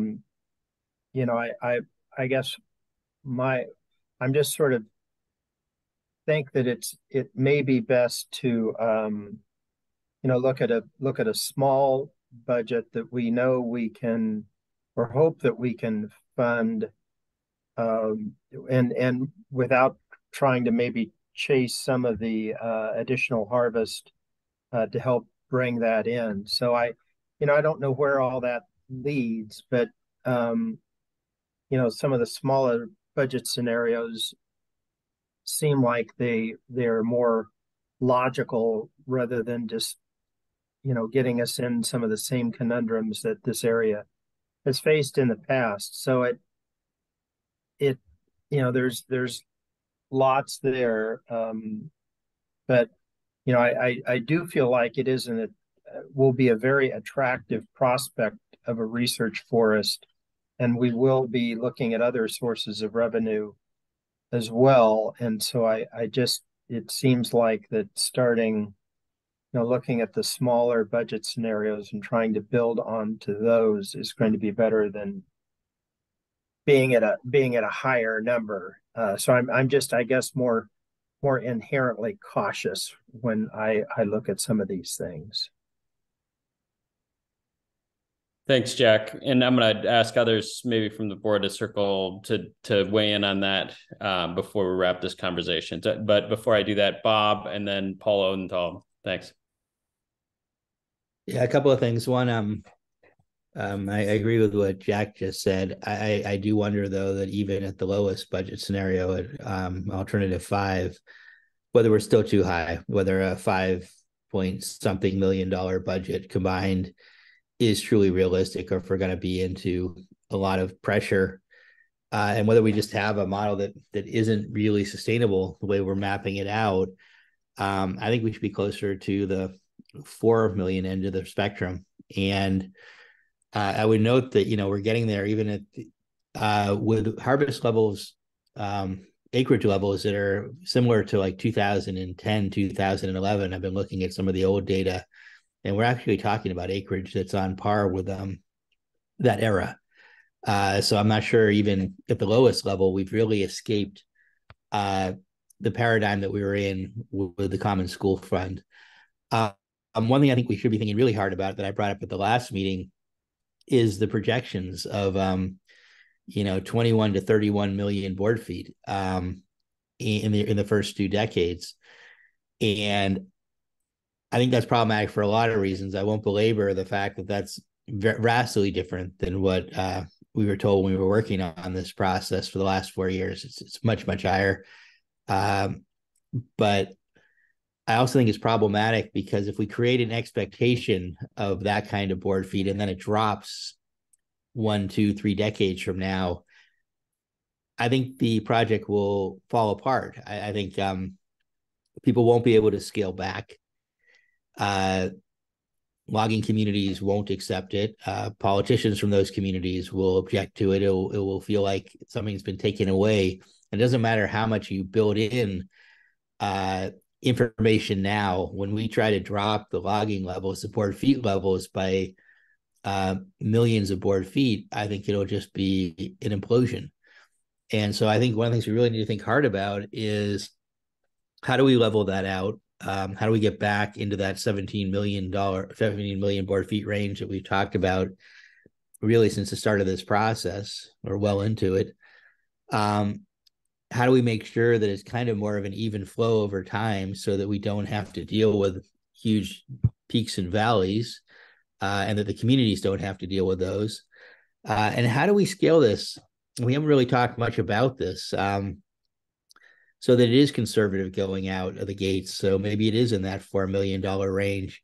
And maybe that means doing less of the forest. Maybe that means not hitting the triad design full-fledged in the first decade. Maybe it means coming in on a slower trajectory and building toward build out in a much slower way where you need less resources to do that, and kind of seeing how it goes. So I'll stop there.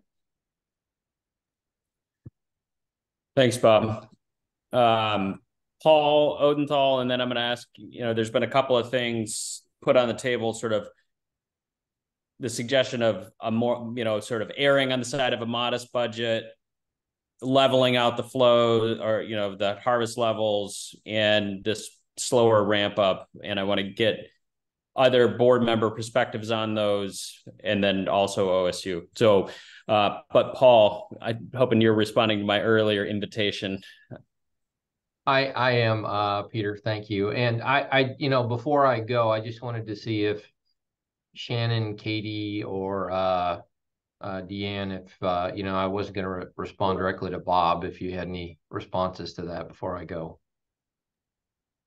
Yeah, I guess just one clarification on the 17 million board feet averaged over the 80-year permit term for the HCP and the planning horizon that we're looking at right now.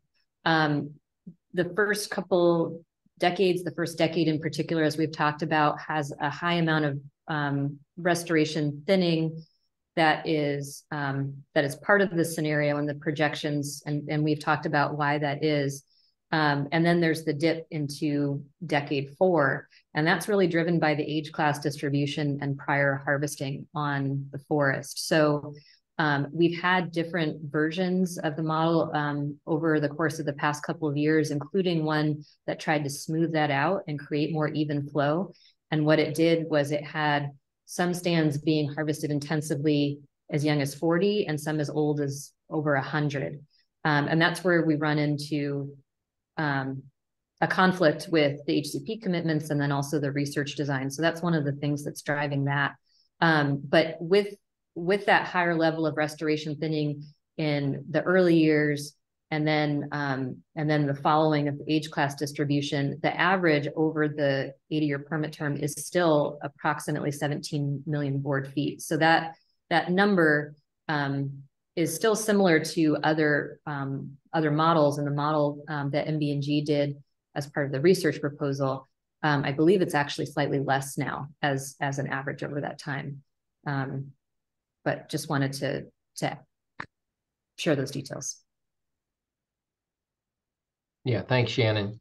Yeah, Peter. So, I'm thinking somewhat about what Jack said, which is a good point. And, when we started the modeling on this around financials, the discussion was about the self-sufficiency of the forest, right? So a lot of this modeling that's been done, with the advisory committee back to the day is about, can the revenue off the forest support what we need to do with the research forest as well, right? And so I will agree with Jack that as time goes on, it's hard up front to have those because it's hard to get a lot of grants on a forest that isn't in operation yet.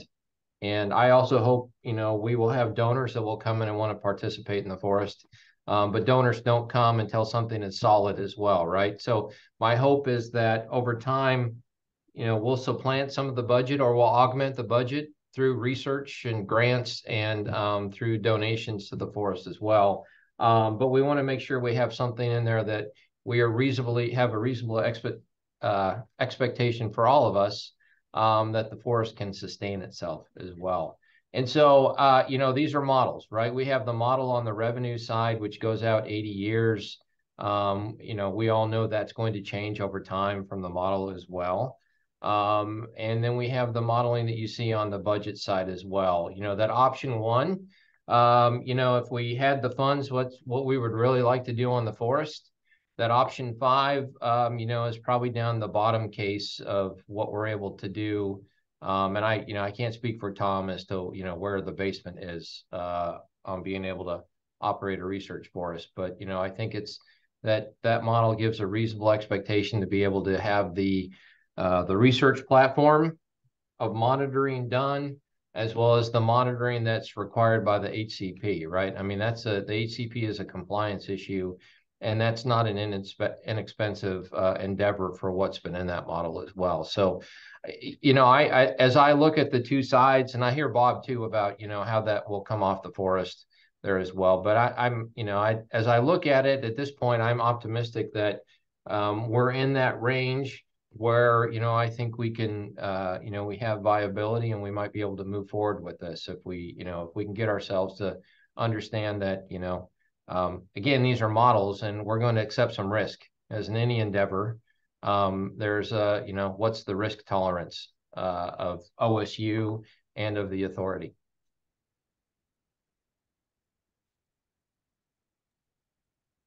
Thanks, Paul. Very helpful. Appreciate it. Anything else? Yeah, Mike, go ahead. Yeah, I was just saying, I appreciate Paul's thoughts on there and Jack's ideas of starting slow, working up, building as you can. And as I've heard from modelers in the past, all models are wrong, no matter what you do. But they at least give us a way of comparing one scenario to another. We just kind of go from there. Like you said, it's the risk tolerance, how well each of the how well each of the things sits with us, and are we comfortable with moving forward and all that. And part of that's going to have to be on Vicky's end to figure out too. Indeed. Thanks, Mike. Go ahead, Jack. Yeah, also thank Paul for those comments. And I don't mean to sound like I want to be adverse to risk taking. I don't think that's what we're here for. And to get this moving, we're going to have to take some risks and be innovative for sure. And so I appreciate that comment, and I think we're all kind of in that same, in agreement on that. So just wanted to say that. Thanks for clarifying, Jack. Anyone else from the board? And then Brett, I see you. Yeah, Peter, if there's anybody, I can't see everybody. Is there anybody else from the board? Who wants to get in? Yeah, so Teresa, and then we'll see if anybody else, and then Brett, I'll come to you. Yeah, I would just say it's a good, helpful conversation. I would echo some of what I guess everybody was saying, but Jack bringing up that starting with a smaller budget, maybe that's a little bit more, I would say, like realistic on worst case scenarios, would be helpful. And then, if also you could show like ideally a ramping up of like, if we get, like certain amount of grants, like we could add in this much. And then you have goals of like, here's our bare minimum that we need to operate.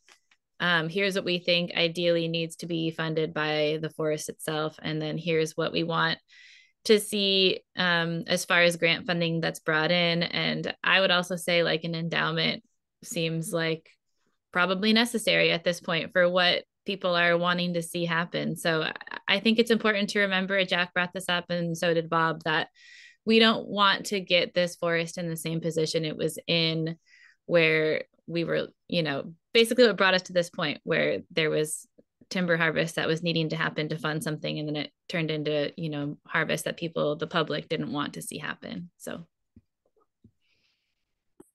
thanks, Teresa. Paul Odenthal, something on that, and then I want to go to other board members. And Brett, I haven't forgotten about you. Yeah, I just wanted to add, one piece too, and this is, again, it's a budget model. It's not the budget, right? As we talk about the management agreement, there is that budget process of trying to project out 6 years, but building a 1 year, a 2 year budget that we work on, right? And that, as the financials changes, that budget will change, right? So this is an idea of what we can do, that we think is viable. But again, that's one of those things I think we all know we can't go negative in the budgeting process, right? So I think that's important to remember, that the budget is a living thing. Thanks, Paul. And Teresa, thanks for your thoughts as well. Appreciate it. I'll go to Brett and then Jennifer. See you. Thanks, Peter. Yeah, I appreciated what Teresa clarified, and then Paul as well around, some of this is not an exact science, and reality is going to be different when it comes down to doing biennial operations planning and budgeting and reaching agreements. And so how dialed do things need to be upfront, knowing that you're inherently creating something new that has no track record. And so it just strikes me overall that it's inherently challenging, and in some ways a matter of learning as you go. But that said, I think the question is what I heard from Bob was an interest in flattening out, not flatlining, but reducing the peaks and troughs and the volume generation over time. And what I think I heard from Shannon was when MVG modeled that, it would require both logging at a younger rotation age than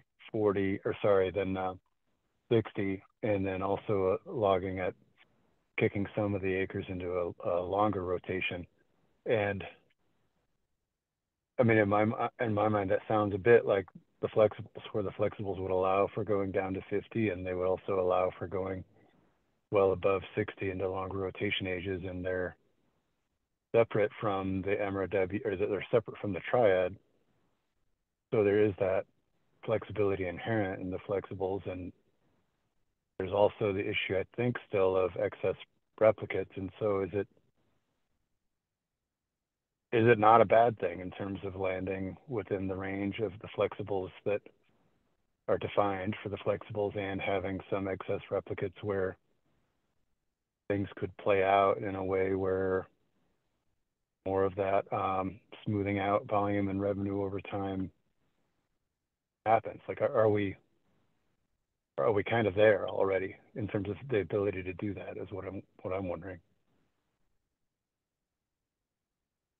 I mean, I know some people anyway don't like the 50-year rotation, but it doesn't have to be that. And if there's some tension in saying that, and also wanting to flatten out the peaks and troughs a bit.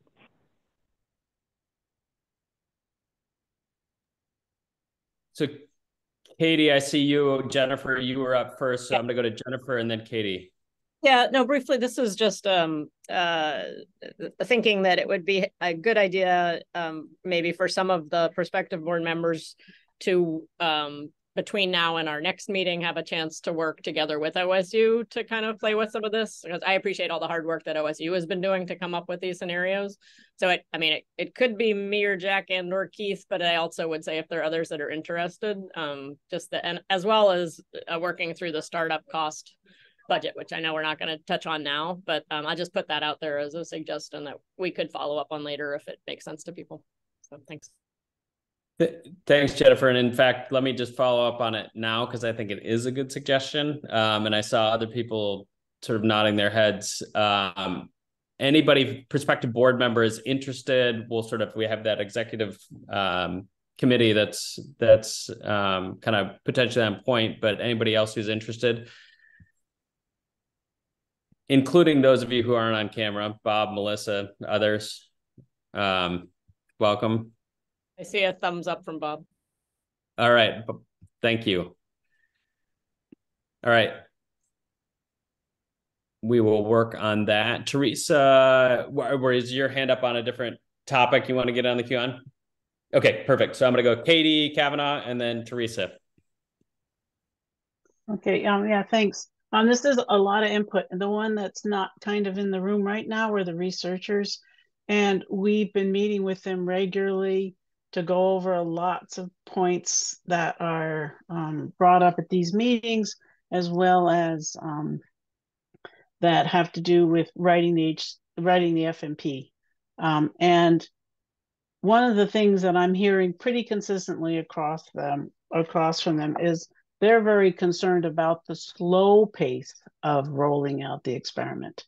Their interest is making sure that this experiment gets underway in a fashion that is replicable, that we have replications, and that we're not comparing apples to oranges by doing very different things in different subwatersheds. So they realize it will take decades to roll this experiment out, multiple decades, not just 4, to really roll it out and to get based on the current age class distribution.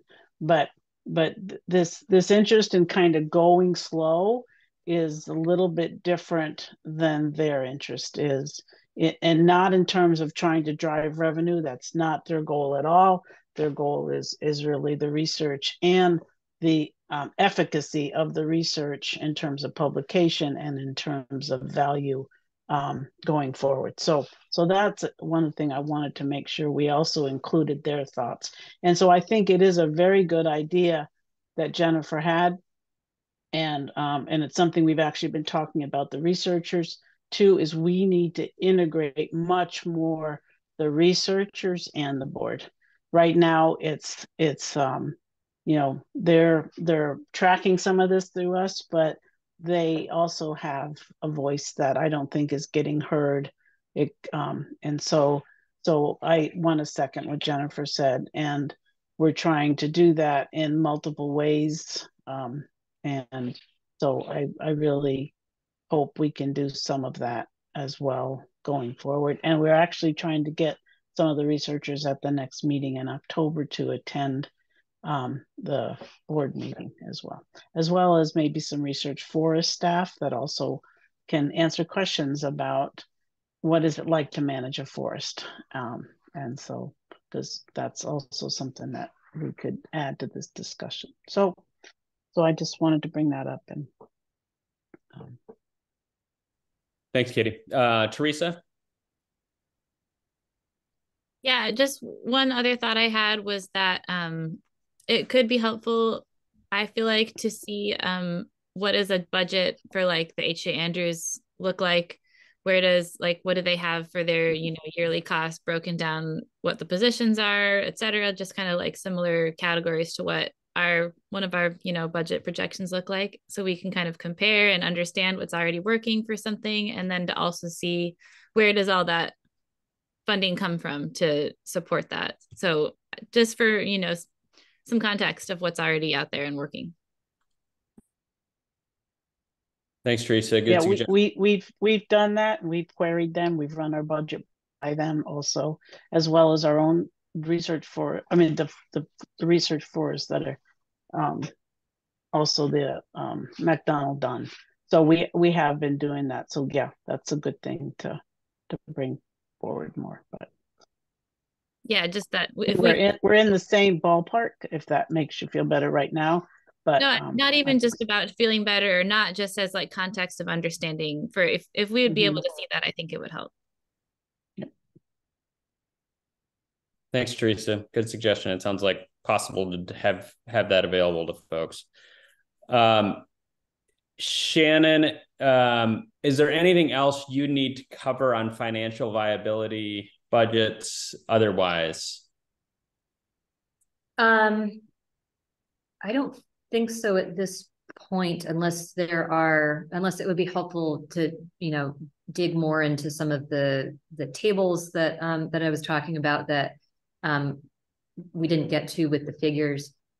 We also had a conversation with a subgroup of the board this week related more to governance, and I shared a couple of org charts ahead of this meeting with the Prospective board, and those relate to the two budget scenarios. So just as a visual to try and kind of bring the different budget scenarios to life, and also talk about relationships. That was the other thing that we were talking about on Wednesday was, okay, how does the executive director and research director, how does the authority and OSU work together? How does this actually happen on the ground in a way that we can aim for synchronicity in the governance and management of the forest? So this may not be the place or time to talk about that, but we do have those materials if the board wants to discuss that.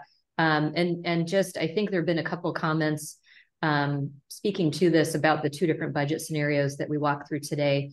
But as Paul pointed out, you know, the budget scenario one is sort of the ideal fully functioning research forest, you know, the vibrant world-class research forest that we've all been planning towards. Scenario 5 is it came out of some of the conversations that we have had about scaling, about where to start and then build from, and so that's where those two scenarios and the range in between sort of came from.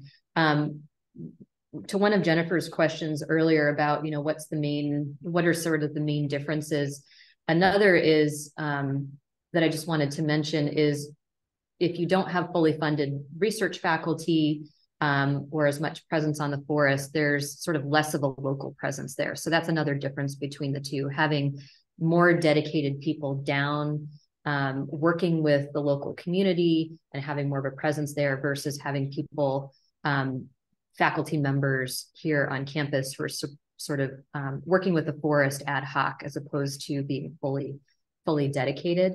And then the one other thing I just wanted to mention that we also touched on very briefly today, but isn't part of our agenda, is that these budgets rely on having the startup funds in place to actually launch this. So this is sort of cruising altitude.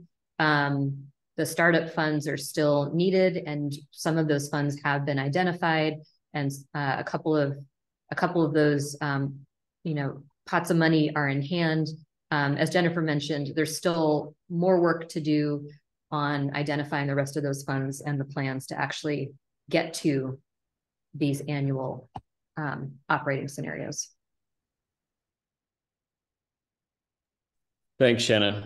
And I'm going to operate under the assumption that, as with all of the materials, including the position description that we'll be talking about later, that everybody looked at all the materials ahead of time. And if they have questions about the org charts, they should, we don't need to go through it right now, but feel free to chime in if you have questions or suggestions related to those now.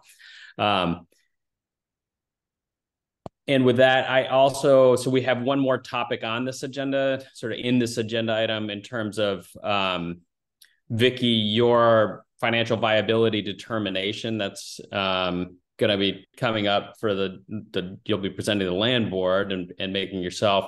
You mentioned at the outset of the meeting, you'll be sending sort of some of the information you'll need.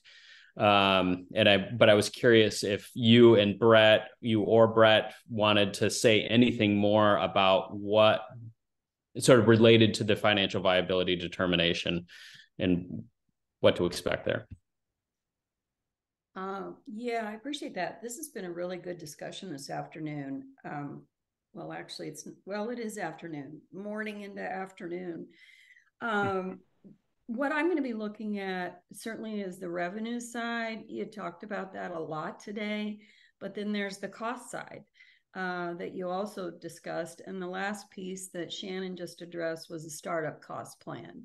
I need to make sure that there's viability in the startup costs. And if the plan is to go to the legislature and ask for money, I don't think that's a workable plan. I don't think you're going to get it. You can try. I can tell you that we at the department have been spending money on representation in Washington, D.C. to help us with our federal partners. I don't know, I'd be interested in knowing what OSU has done with regard to that. But we have brought in some money. We're working on bringing in some more, we hope. And we're dipping into some other agency budgets, federal agency budgets, to see if we can bring something in from that. So we are working on that issue because that all is part of the financial viability.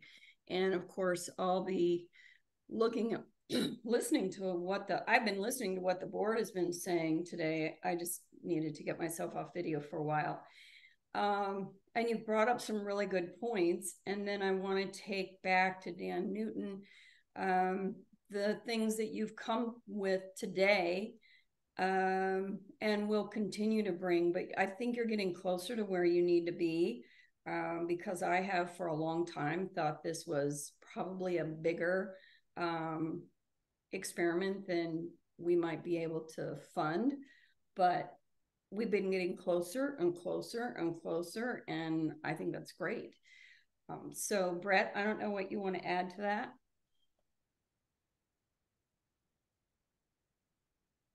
Let me get off mute here. No, I think you hit it, Vicki. I mean, I think that's, what OSU's presented, I think, is really helpful. And there's it feels like a continued refinement of the numbers, including based on real time or present time data collection in the field, which is hard to beat.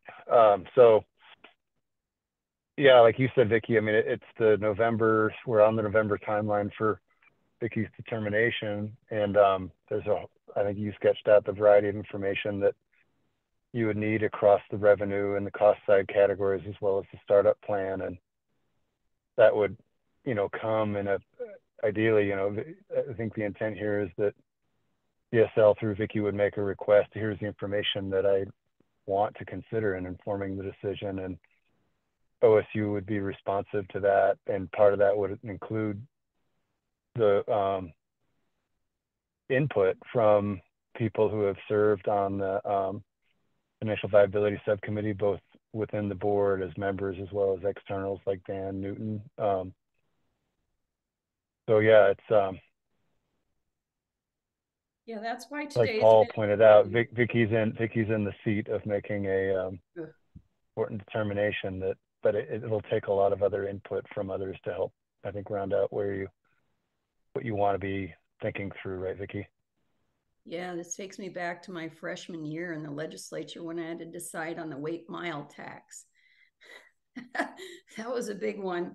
And it took hours of research, and my power went out in my rental house, and I had to do the research by candlelight and flashlight. Hopefully that isn't the case here. But there's a lot that's going to go into this analysis, and the conversation that you have all had today has been really excellent. So I just want to tell you how much I appreciate it. Thanks, Vicki. Thanks, Brett. Anything else from the board or other Shannon, OSU team related to financial viability?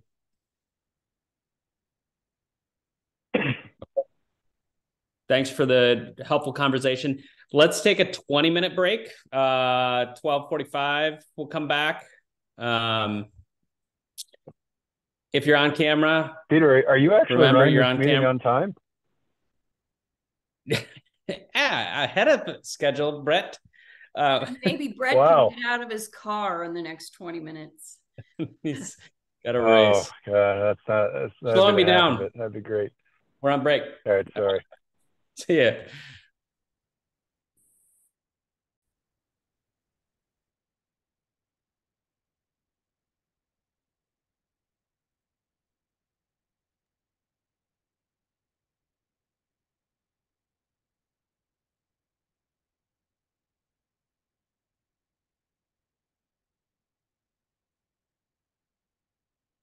All right, here they come.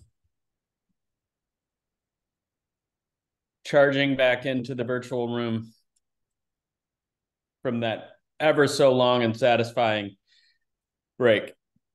In which we impaled lunch. Exactly, barely. Yeah, hopefully nobody aspirated on a quesadilla. All right, Shannon, I'm gonna go ahead and have you just get started. Brett is on the phone and will be joining by his computer shortly in transit. And I know Paul Odenthal will lose you in about an hour. So if folks have specific questions pertaining to Paul, I encourage you to get those in before 1:45. With that said, Shannon, you can take us into a discussion about the forest management plan. Is the FMP next, or timing and functionality of the board? My version of the agenda has the board first. Well, my version has the FMP first. So I'm happy to go. I just didn't want to jump ahead. I think go ahead with the FMP. Let's knock that Jennifer out, and then and Jennifer's good with that too. Okay, sounds good. Let me go ahead and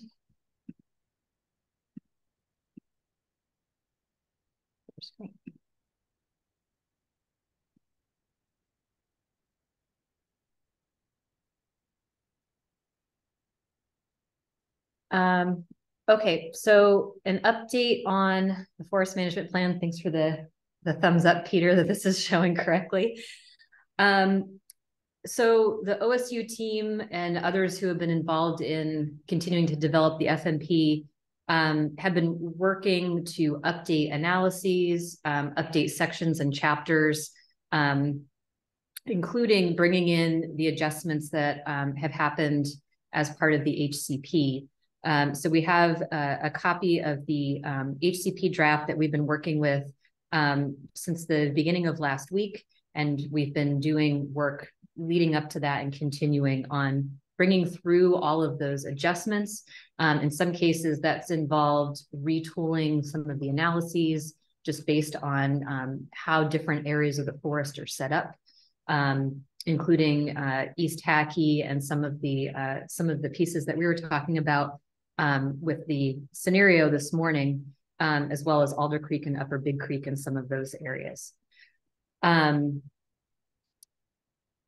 And so as part of this, a big part has been the HCP adjustments, which really filter through most of the chapters.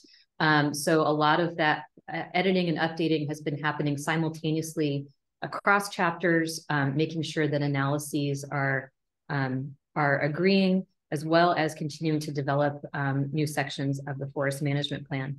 And we shared 2 chapters ahead of this meeting with the prospective board for particular discussion today. Happy to discuss any other questions or comments on other components of the forest management plan. But the 2 that we shared are chapter 3, which relates to managing a forest for multiple resources, including the education and recreational planning pieces, but partnerships as well being a really important component of that. And that was one chapter that members of the prospective board following on the August meeting were interested in discussing further, just given the focus that we had at the August meeting on partnerships.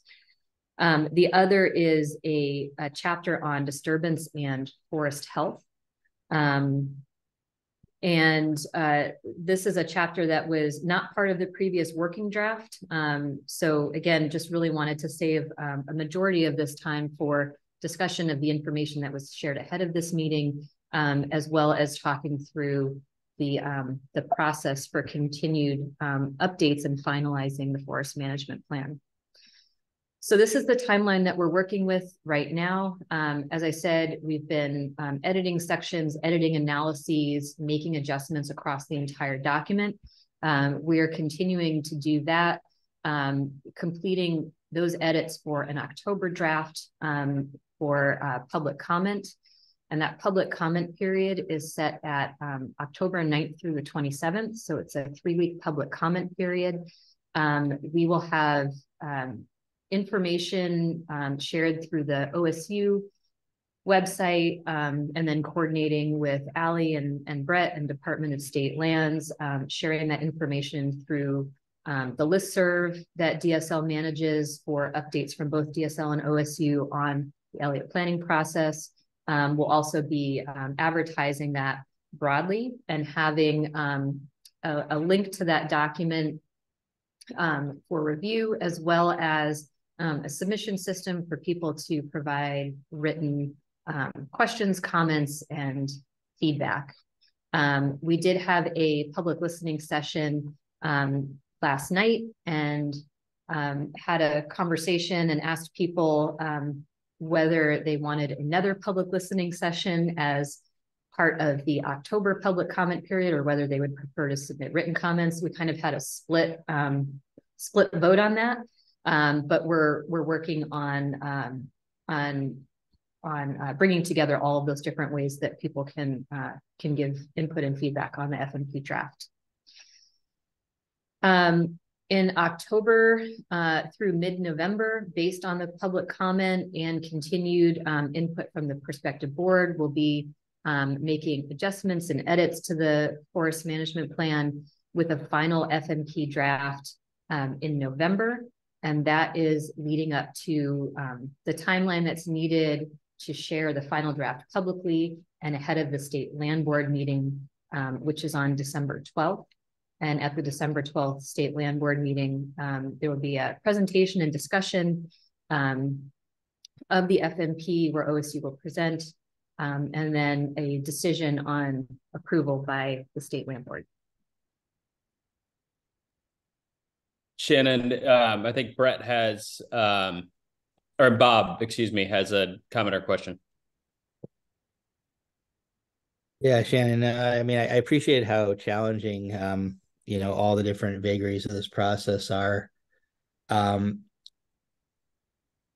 But I guess I want to put on the record as a board member or provisional board member that we were assured, absolutely assured, categorically assured a year ago that we would be seeing the chapters roll out as they were developed, that we would have it far in advance of the public comment period, that we'd have an internal opportunity for board members to really review and troubleshoot things before it went out for public comment. And that simply has not happened. The version online is from November of last year. No updates whatsoever. And we've raised this, I think, at every single meeting and continue to be told, don't worry, we're going to get there. We're going to be on track. Based on this timeline, that commitment has not been met. And I don't know what we can do about it, but it's deeply concerning to me that we are in this position again, because we've been here before and a few times, and we tried to get way ahead of the curve on this one. And really, I remember that meeting where it was really, we discussed it extensively and talked about how we could not be in the same position as we've been in the past this round. This was the end game. I'm just not willing to be in the squeeze chute going into the land board. I'm not willing to use a term that Vicky used 3 years ago when we were in a similar situation. I'm not willing to do that again. I feel like it is a kind of process issue that we should have worked out a few years ago. And again, I understand the strain on resources, but it concerns me greatly that those baseline commitments were not met. And I'm not blaming you personally, Shannon, at all. I realize how much is on your plate. But I think it was OSU's responsibility to follow through on those commitments, to get chapters up as they were evolving so we could give you feedback, so we could review, so that we wouldn't be hit with something where we had like 6 or 7 days and it was frantic, so that we wouldn't be in a situation where we had more issues that were unresolved going into this literally final moment of the 4 years. And the FMP has been an issue since before COVID began. I mean, that's when we really started talking about the need to get a draft FMP out. I think many of the challenges we're facing in these meetings today are a direct result of the fact that we don't have an FMP, that we never dug down on the details. And here we are years and years out, coming up on an extended and re-extended deadline, and we're still in this situation. So, I worry that I'm going to be put, and others may be put, in a position where we have to go to the land board and tell them that we don't support what's in this document.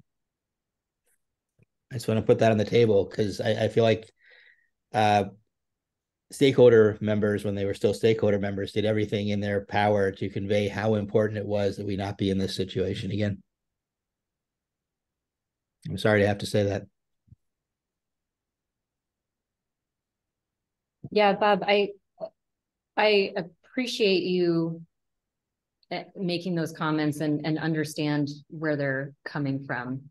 And as well as understanding sort of the pressures and constraints that the OSU team has been under to try and work through a lot of the changes that have happened in the last year, in addition to the other components that had been planned originally for the forest management plan. And we recognize that time is needed to work together to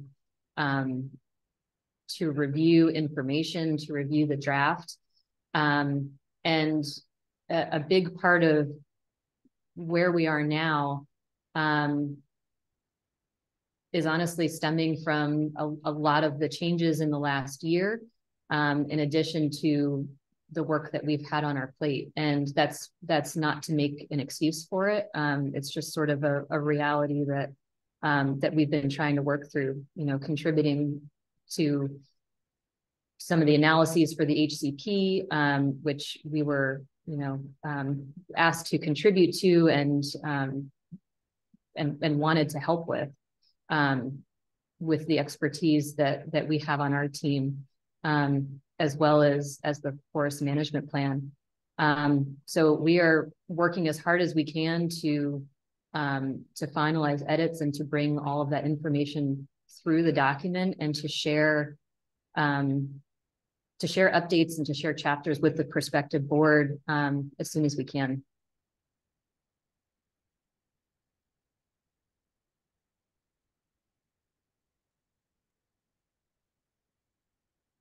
Thanks for flagging it, Bob. Shannon, I think you can move forward.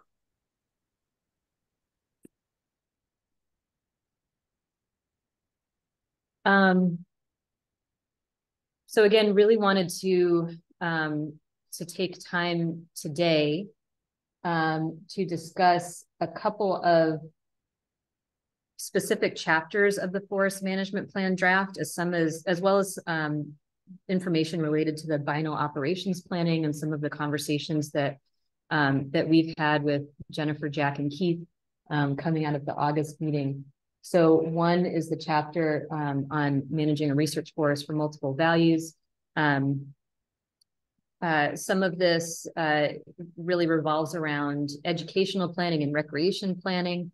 There is a newer section on partnerships, including partnerships with tribal nations and indigenous peoples. And much of the new text in there reflects this document, which is a document that was developed by OSU College of Forestry on principles and best practices for working with indigenous knowledge and partnering with tribal nations and indigenous peoples. So that is one chapter to talk about today in particular. And the other is looking at disturbance and forest health, including resiliency. And this chapter has information related to both abiotic disturbances and biotic disturbances that may impact the forest, as well as including information from the disturbance history study that we've talked about in previous meetings. We have an analysis from that team, and the full write-up and description and methods will be in an appendix in the forest management plan. There's a section of this draft that really distills a lot of the work that happened as part of that analysis. We also have some field work on canopy microbiome and Swiss needlecast, and we are getting reports in there that will also feed into this chapter. And so part of this chapter is looking at forest health indicators. And this is an example with the types of features to measure in order to characterize forest health indicators across the forest and connections to the monitoring chapter and the baseline monitoring program. So chapter 10, the monitoring chapter, outlines forest inventory, carbon, biodiversity, aquatic and riparian, monitoring for the forest. And so those connections are made here in this column. You'll see invasive plant species is not connected particularly to any one of those monitoring programs. That does not mean that invasive plant species are not part of the plan for tracking forest health.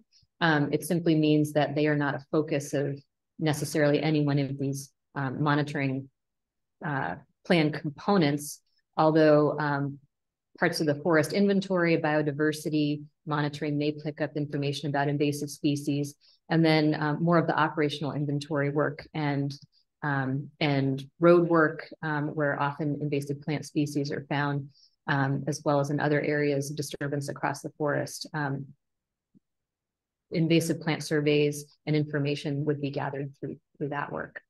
So those are the two chapters that we wanted to focus on in particular, as well as any other sections of the forest management plan that this group has questions or comments about.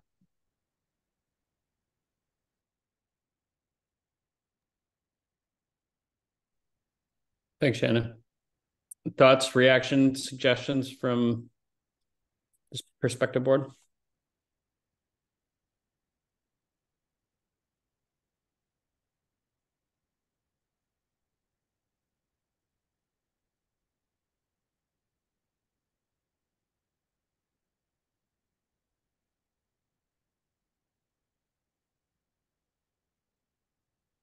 Mike? Yeah, thanks, Shannon, and thanks for sending those out. I'll tell on myself and let everybody know that I did not have time to read them, unfortunately, so I can't give you a whole lot of feedback.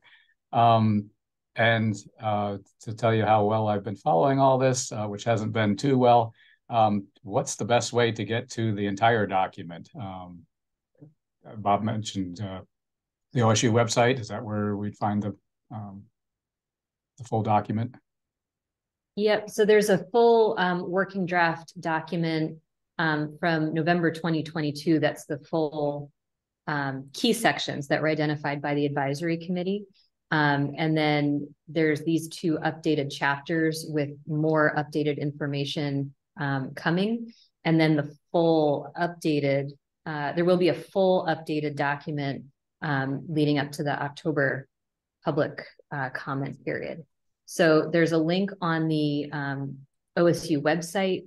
Jenna, I'm not sure if that working draft copy is also in the materials folder for board members, but if it's not, then we can put it there. Thank you. Or we need to put it there. Thanks, Mike. Teresa? Yeah, thanks for the update, Shannon. So do you have any other chapters that you can send, or is it just those two that are different from that November draft? Those are the two that we sent ahead of this meeting.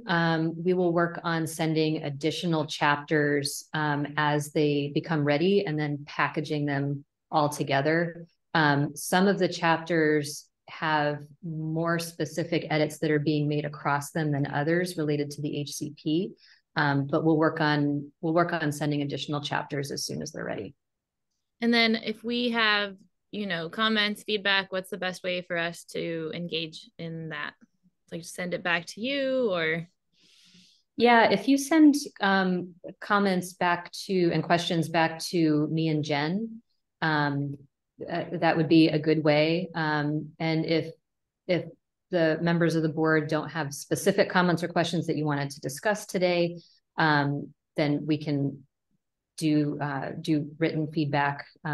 Emails are great. We also have just the general elliott.research@oregonstate.edu email address, and that's what we'll be using for public comment. Okay. Yeah, I mean, I skimmed the documents, but 2 days is not enough time to really read all of that stuff extensively enough. So I don't have any, I wish we could have a better conversation now, but a little more heads up would be better. Yeah, we sent them out last Friday, but recognizing that people are very busy and not everyone may have had a chance to get to them. Thanks, Teresa. Jennifer? Yeah, and I was just going to say, I think Shannon and I both recognizing your comments, Teresa, but also Bob's, we're looking for ways to actually find ways to workshop these, recognizing that a board meeting is a difficult place to have the kind of opportunity to really build on each other's input and things like that. So, I think that we tried to do that. We did that with the governance chapter, the governance issues a bit. And that is something that we were trying to schedule. It was very hard to find times that would work. But I also think that that's something that we can continue to look for those ways, Shannon, to create opportunities for people to come and really have some dialogue and workshop some of these aspects, recognizing the timeline that you already presented and things like that. So. Thanks, Jennifer. Bob? Yeah, I just want to be realistic about the timeline. You know, it's going out for public comment in 18 days. I mean, we're talking 18 days from now, including 3 weekends, 2 weeks. So I think we've got to be realistic about this. I think it's important that we really have. I mean, talking about getting public meeting or getting workshops together in the next 2 weeks for multiple chapters, most of which aren't even posted yet, is not a realistic thing. It's not going to happen. And so I just want to be really realistic about what's happening here, because the longer we put off dealing with that, the more likely we are to have problems going into the December land board meeting. And so I really would like, I'm not asking for it today, but I'm asking for it like Monday, a real timeline for when we can expect to see every chapter. I'd like to see everything that's available posted now. I mean, I really feel like letting us start to have a look, whether you want to share it with us as board members only or the public at this point, because they can see that as well. Track changes so we can see what's changed, and dates on the calendar, because otherwise we know how bad the fall is. We know that we're going to come up on Thanksgiving and everything else really quickly. And I don't mean to be obnoxious about it. I know I'm probably irritating some folks right now, but the reality is when I hear we're going to have workshops and we're 2 weeks out from public release, my answer is we're probably not going to have workshops. We probably can't even get one scheduled, let alone multiple on things we haven't even seen yet. So, and have time to review it beforehand and come in with substantive comments. And so I just want us to get realistic. Brett?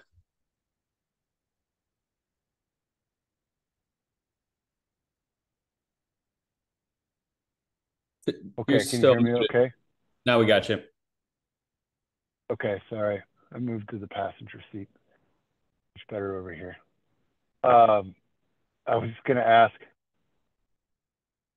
how much flexibility, Shannon, do you and the team feel like you have to address board feedback,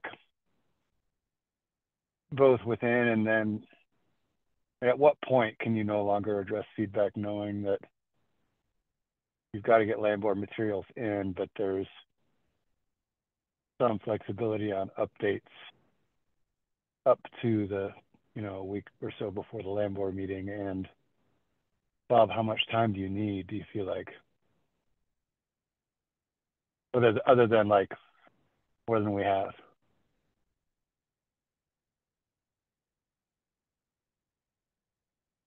You want to answer first? Shannon, you go first. And I also want to acknowledge, while the narrative, the write-up itself isn't going to be super familiar to everybody, there is a lot of familiarity with the substance of what is happening in terms of, particularly as it relates to crosswalks for the HCP. So, and making sure that those are reconciled. So it shouldn't be coming completely out of left field. So Shannon, and then Bob. Yeah. So, and in the November 2022 working draft, there are quite a few chapters and key sections that are there that are having those edits done, both for additional knowledge right now or additional information, as well as those HCP adjustments.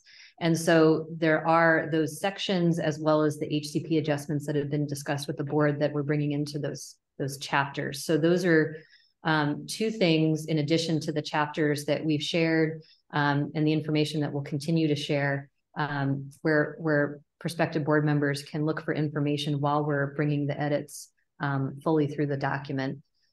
Can I ask, just by way of like helping everybody sort of orient it, when you say, so I think crosswalking with the HCP and reconciling, that makes sense.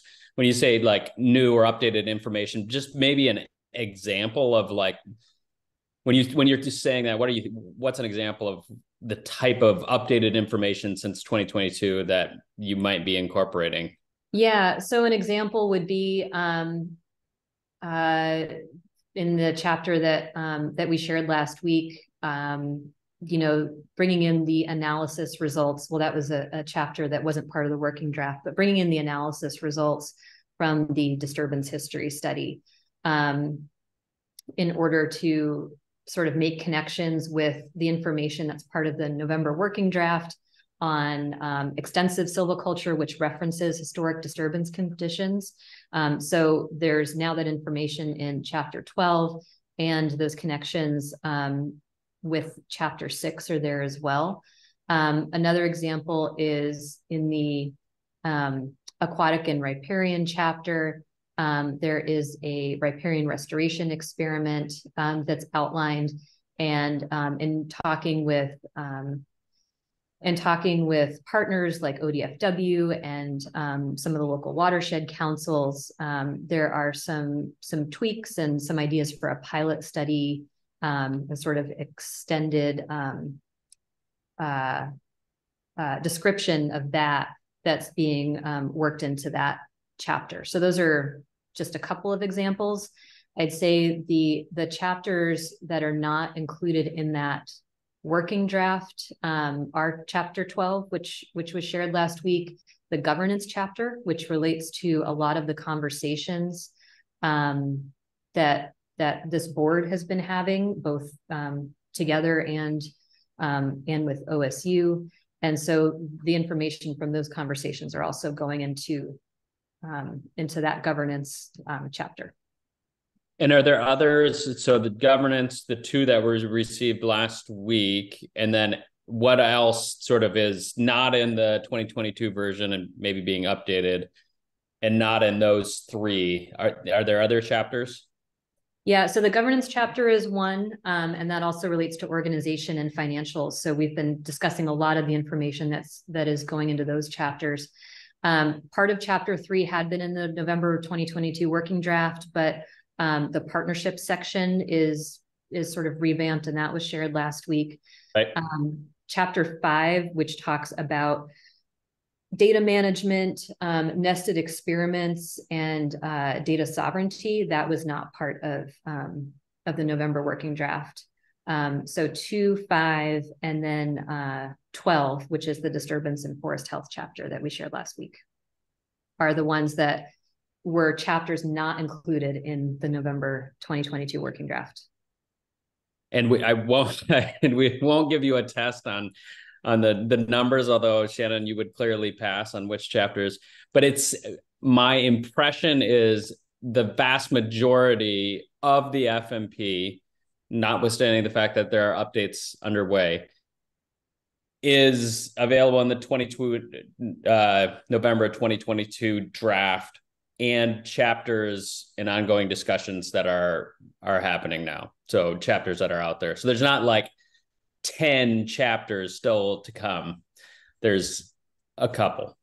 There's a couple of chapters, and then there in the November 2022 working draft, there are quite a few of the chapters and sections with some placeholders. So right. The placeholders and then edits to the existing content, just based on, again, the HCP and input that we've been getting, is what we're working on for this next iteration. Appreciate that, and thanks for indulging me in my questions. Just trying to get a sense of, not sort of value judgments around it, just sort of getting a sense of what are folks should they be expecting, etc. So then, Bob, there was a question to you. More time, yes. How much how much time do you need? I don't know. I mean, Peter, ideally, we would have stuck as much time as we can get at this point. I mean, I think I don't mean to be obnoxious again, but we talked about having the whole thing at least 2 weeks ahead of public comment, I recall, or something like that. I mean, we're already inside the red zone. And so, we'll do what we always do, which is work through weekends, pull all-nighters, and that kind of a thing. But that's unfortunate that we're in that position again. So my answer would be, at this point, I think we're well into the red zone. We're not in the yellow. We're not in the green anymore. We're in the red, and every day counts in order for us to do the best job we can. It does come out of it makes it much more challenging to work through things. You're under the gun, and you're again pulling a lot of extra hours to compensate, so it comes out in different ways. So ideally 2 weeks ago, but I'll take it when I get it. Understood. Anyone else from the Prospective board? Comments sort of writ large, anything on the 2 chapters in particular? Shannon? I also wanted to follow up. I think there was a second part to Brett's question about timing that we didn't circle back to, and it's kind of captured in those dates, but in working with DSL about when materials need to be put together for the final version ahead of the state land board meeting, we're looking at mid-November for completion of those.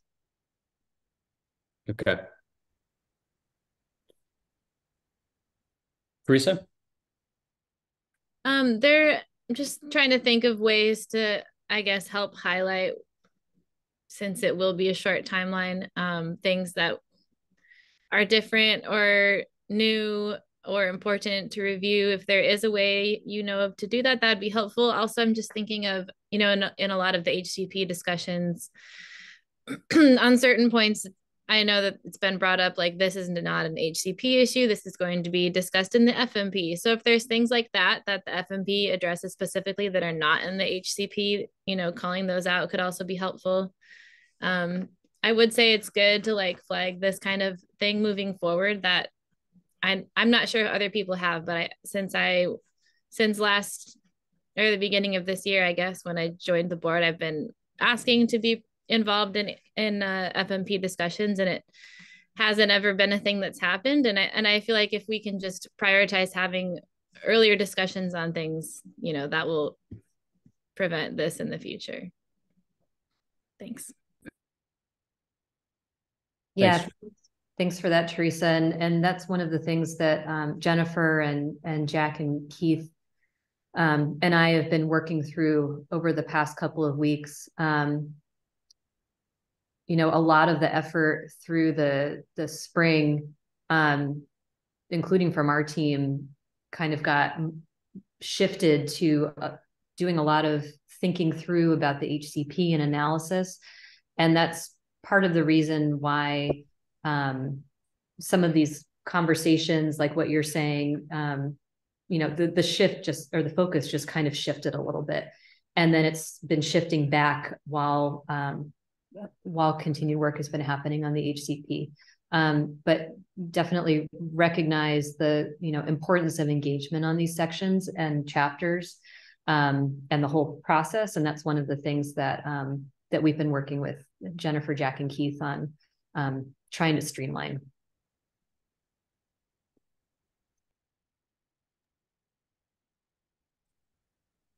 Okay. Anything else on this? Otherwise, we'll turn our attention to the timing and functionality of the authority and board. Peter, before we do that, there was one more section on biennial operations planning. Yep. Thanks. The outline. Yes, good. I had a reason, but go for it. Okay.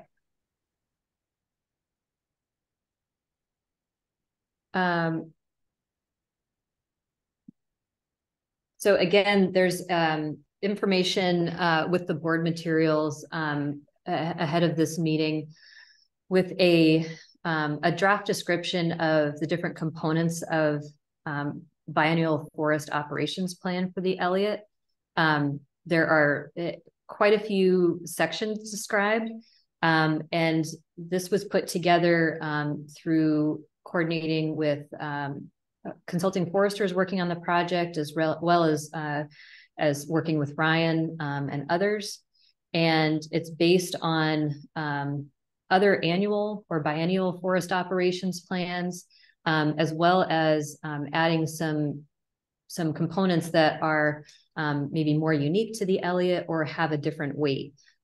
So if you look at the full document that was shared, there's a heavy emphasis on scoping, on research and monitoring, because that's such an important part of the research forest, and other annual operations plans, for example, for the state. Those sections are representative, but they're a little bit farther down. But really with the timing and the needs for biennial operations plans and for the public process associated with those, really what we're looking at is sort of a continue looking forward, looking back, looking at sort of a midterm or a mid-range projection or plan that then the biennial forest operations plans sit within.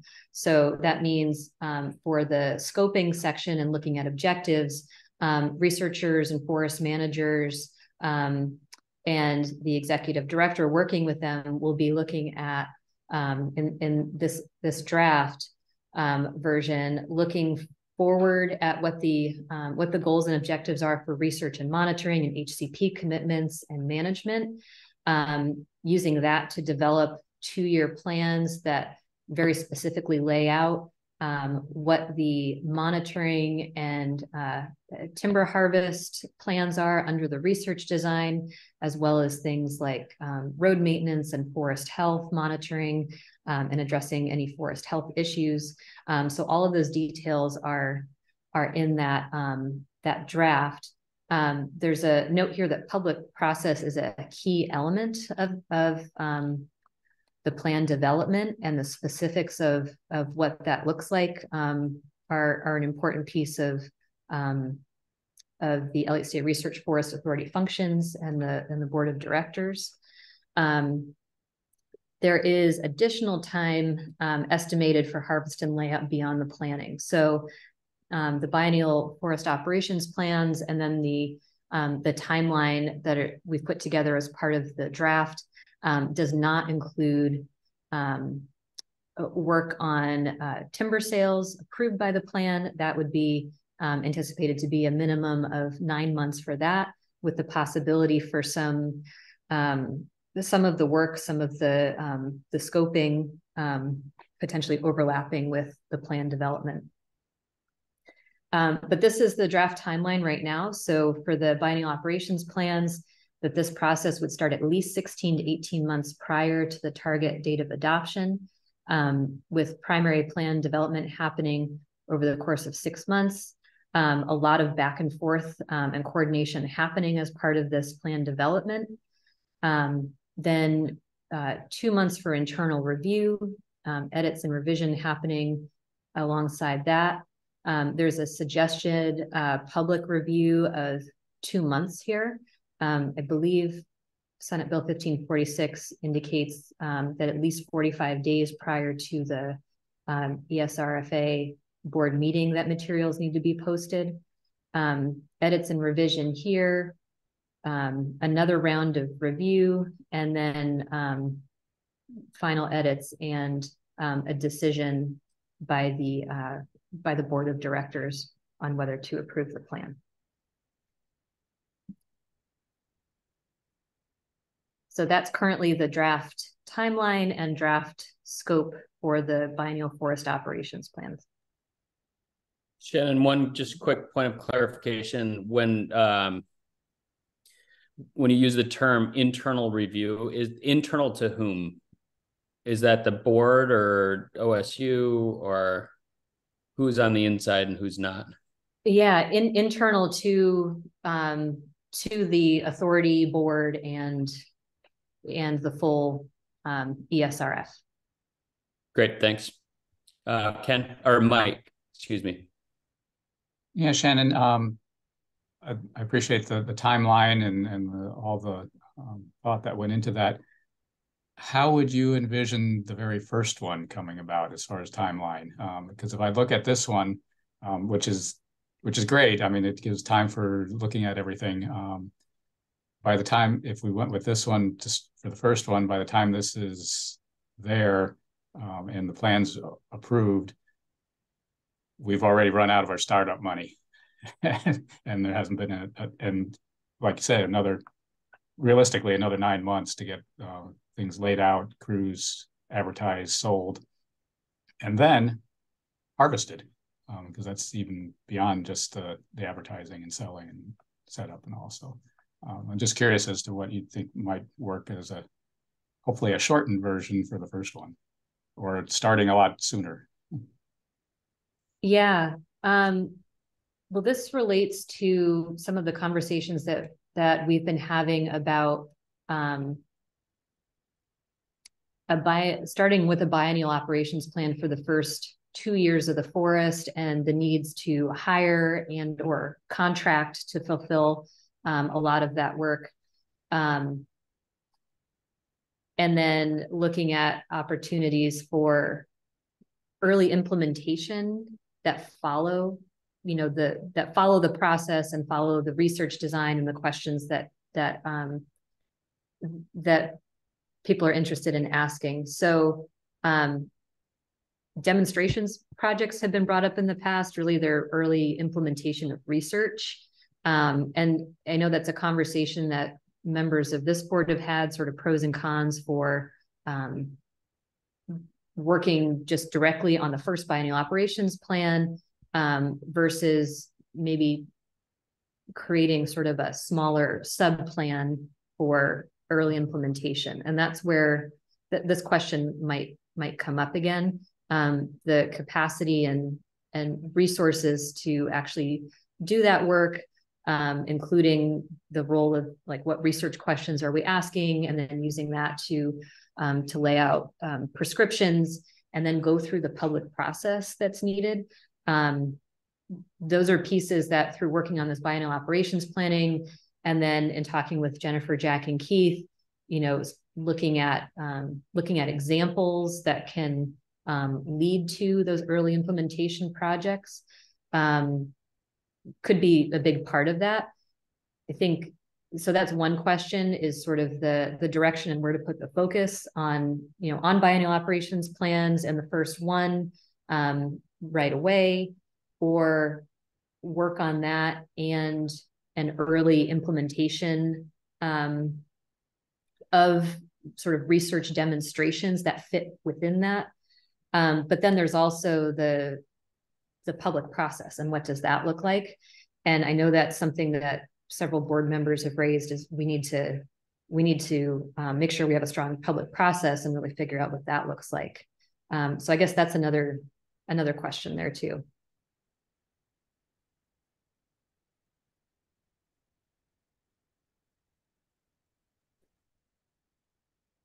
And if I heard, oh, go ahead, Brett.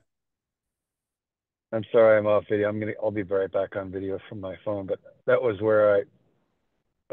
in part what I was wondering. Mike's question got to that answer, Shannon, where you raised the demonstration projects and coming up with examples. So how does that fit in that timeline that you showed? I guess what I'm getting at is I didn't see any place in that timeline where any demo projects would fit. Yeah, so this timeline, wrong. This timeline is not specific to the first biennial operations plan or any of those early implementation research projects. It's really laying out what the process is in general for biennial operations plans. So this does not include specifically thinking about those early research demonstration or implementation projects. And okay, if I heard your response to Mike correctly, Shannon, it sounded like there's a bit of a pros and cons, like, or a bit of a choice, like we're going to need a biennial operation plan and people to be working on developing that. And you have potentially this opportunity or desire from some of the board to do demonstration projects plus the revenue associated with that. Like, so there's like, who's going to be working and where's the focus of the work question, and if you oriented towards demonstration projects, I think I heard the answer that it wouldn't have to be sort of 18 months out. Like there are shorter ways to do that, but with a clear eye about the importance of public process, etc. But from a like laying out, doing the work side of the equation, there are ways to envision that happening more quickly, but it might have repercussions on the first actual biennial operation plans, how long that takes. Is that correct? Yes, I think that's reflective of conversations we've had about the pros and cons of sort of doing a full biennial operations plan versus a subset of a biennial operations plan to start. Either way, there is time needed to put together plans, to identify stands, and we have draft criteria that we've been working with. Conversations with tribal partners, the public process, and then also the time to actually do the pre-timber sale work. So, you know, there is that sort of, I think, interest that we've heard from the board in maybe taking like a subset of a biennial operations plan and starting there. What we're trying to kind of work through with this timeline and some of these conversations is there are a lot of steps that need to be in place to actually write the plan, approve it, and then actually do the pre-work before a timber sale. And so that's another important reason, you know, Mike, you mentioned, well, if we go through this whole biennial operations planning process, it's already, you know, 2 years, whether it's that route or a smaller subset. It's sort of another key reason why startup funding is so important, because we have people who could be working, you know, on the ground as soon as they're hired, or as soon as there are more details as part of the transition phase to work through, but then it does take time. And then there's the contracting period, which is often multiple years. And then there's the revenue coming in.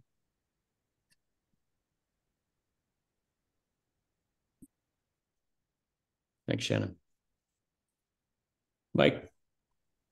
A quick question for, I assume it would be for Vicki. The startup funding that has been acquired, is there a time limit on when that has to be spent by?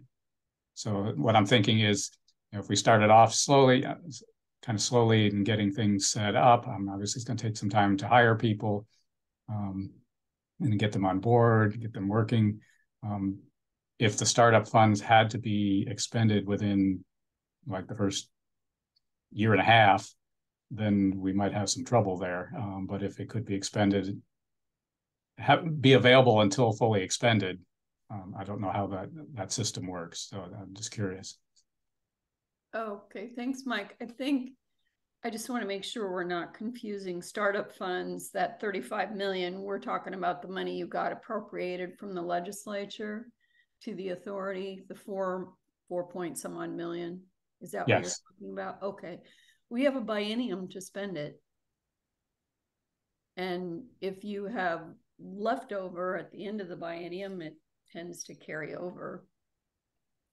But that's for a biennium, but I believe we made that as an 18-month budget. So every expectation was that the authority is going to go back in the 24 session and probably ask for some more operating funds. This was just to get you all started and, you know, not living on the common school fund anymore. So that's the expectation, is that you'll go back and ask for more money.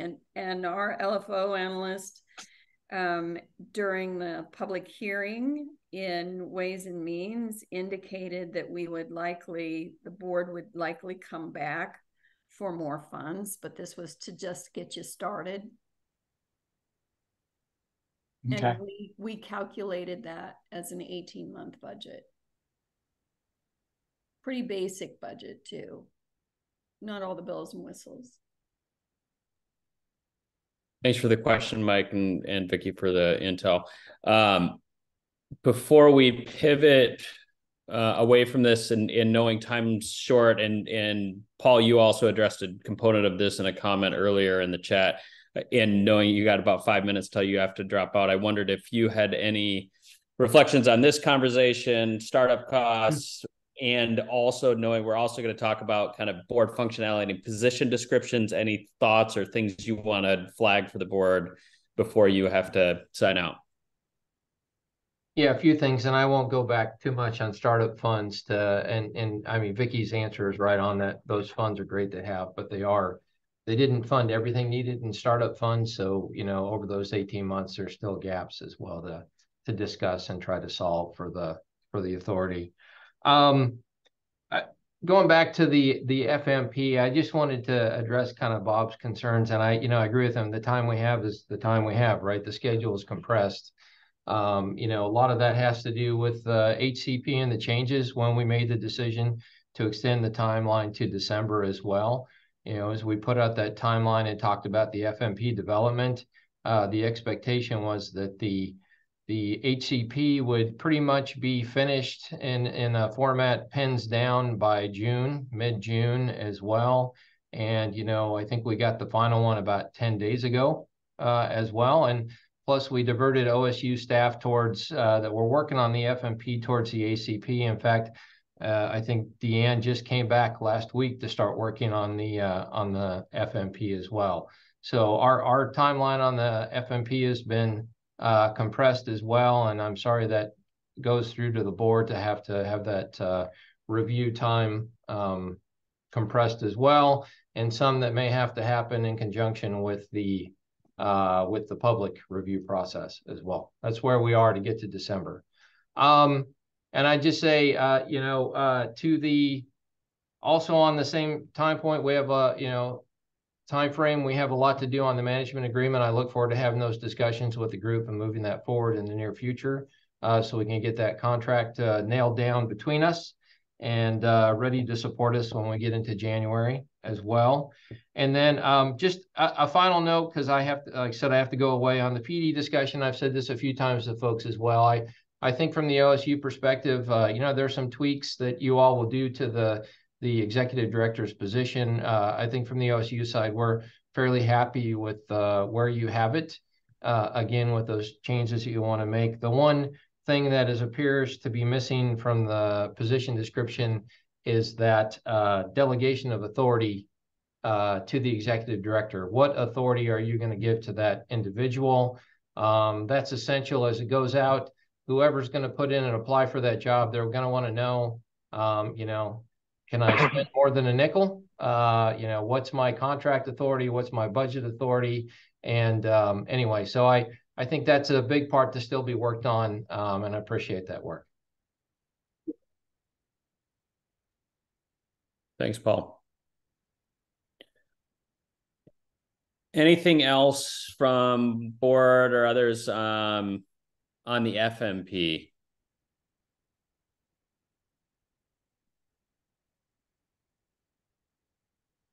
Brett, were you? Brett, related to that last? Yeah, go ahead. Yeah. The last point around budgets, I mean, the budget conversations are for the next legislative session are, happening like starting probably now, if they haven't started already. And then for the next long session, which would be in 2025, they're going to start pretty soon. So I think what Mike raised reflects like trying to get a new agency off the ground without staffing to do it really puts a lot of pressure on board or prospective board members to be figuring out a way to show up now in the conversations, which kind of puts a lot of pressure on the executive leadership team, I think. But to be relevant in the next the short session around budget does kind of demand engagement, like starting ASAP, it feels like to me. Thanks for flagging it, Brett. Jennifer and Jack both have their hands up. Yeah, so picking up on what Brett just said too, I think coming up in the next week or couple of days, we have a whiteboarding session for looking at the next 18 months. And these are the kinds of things that we were realizing we need to like surface and put out there, that the budget conversations start now, as well as many other threads. So I just wanted folks to know that there's a group that's going to be trying to really sort of lay all that out at a greater level of detail. And obviously we'll be sharing that all back with you as well. So hopefully that'll help us like raise the awareness level of all these other threads that need to be, you know, followed through on over the next 18 months to years. Thanks, Jennifer. Jack? So yeah, just, you know, I know I guess I'm just reflecting, writing down a couple of notes on some things I heard here just the last several minutes of comments. You know, one, I know on the FMP, we're really slammed all the way around. We do have that public comment period, from the 9th to the 27th of October, and we may have to use that a lot with the board as well. And then I guess I'm also hearing on the forest biennial operations plans that idea of these kind of demo projects may be a little bit more important than I had thought, given the timelines that we're facing. So I'm just kind of mentally and verbally, I guess, making notes to myself on those couple of things, because I know we're so tight on time. So I just wanted to mention that. Thanks, Jack.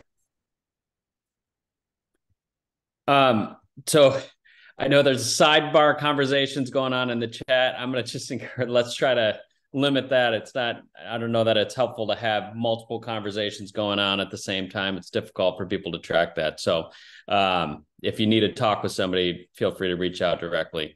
That said, I'm going to pivot us to our next agenda topic. Hey, Peter? Timing.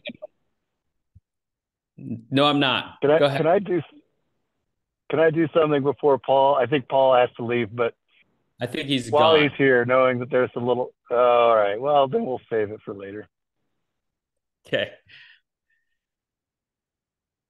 All right.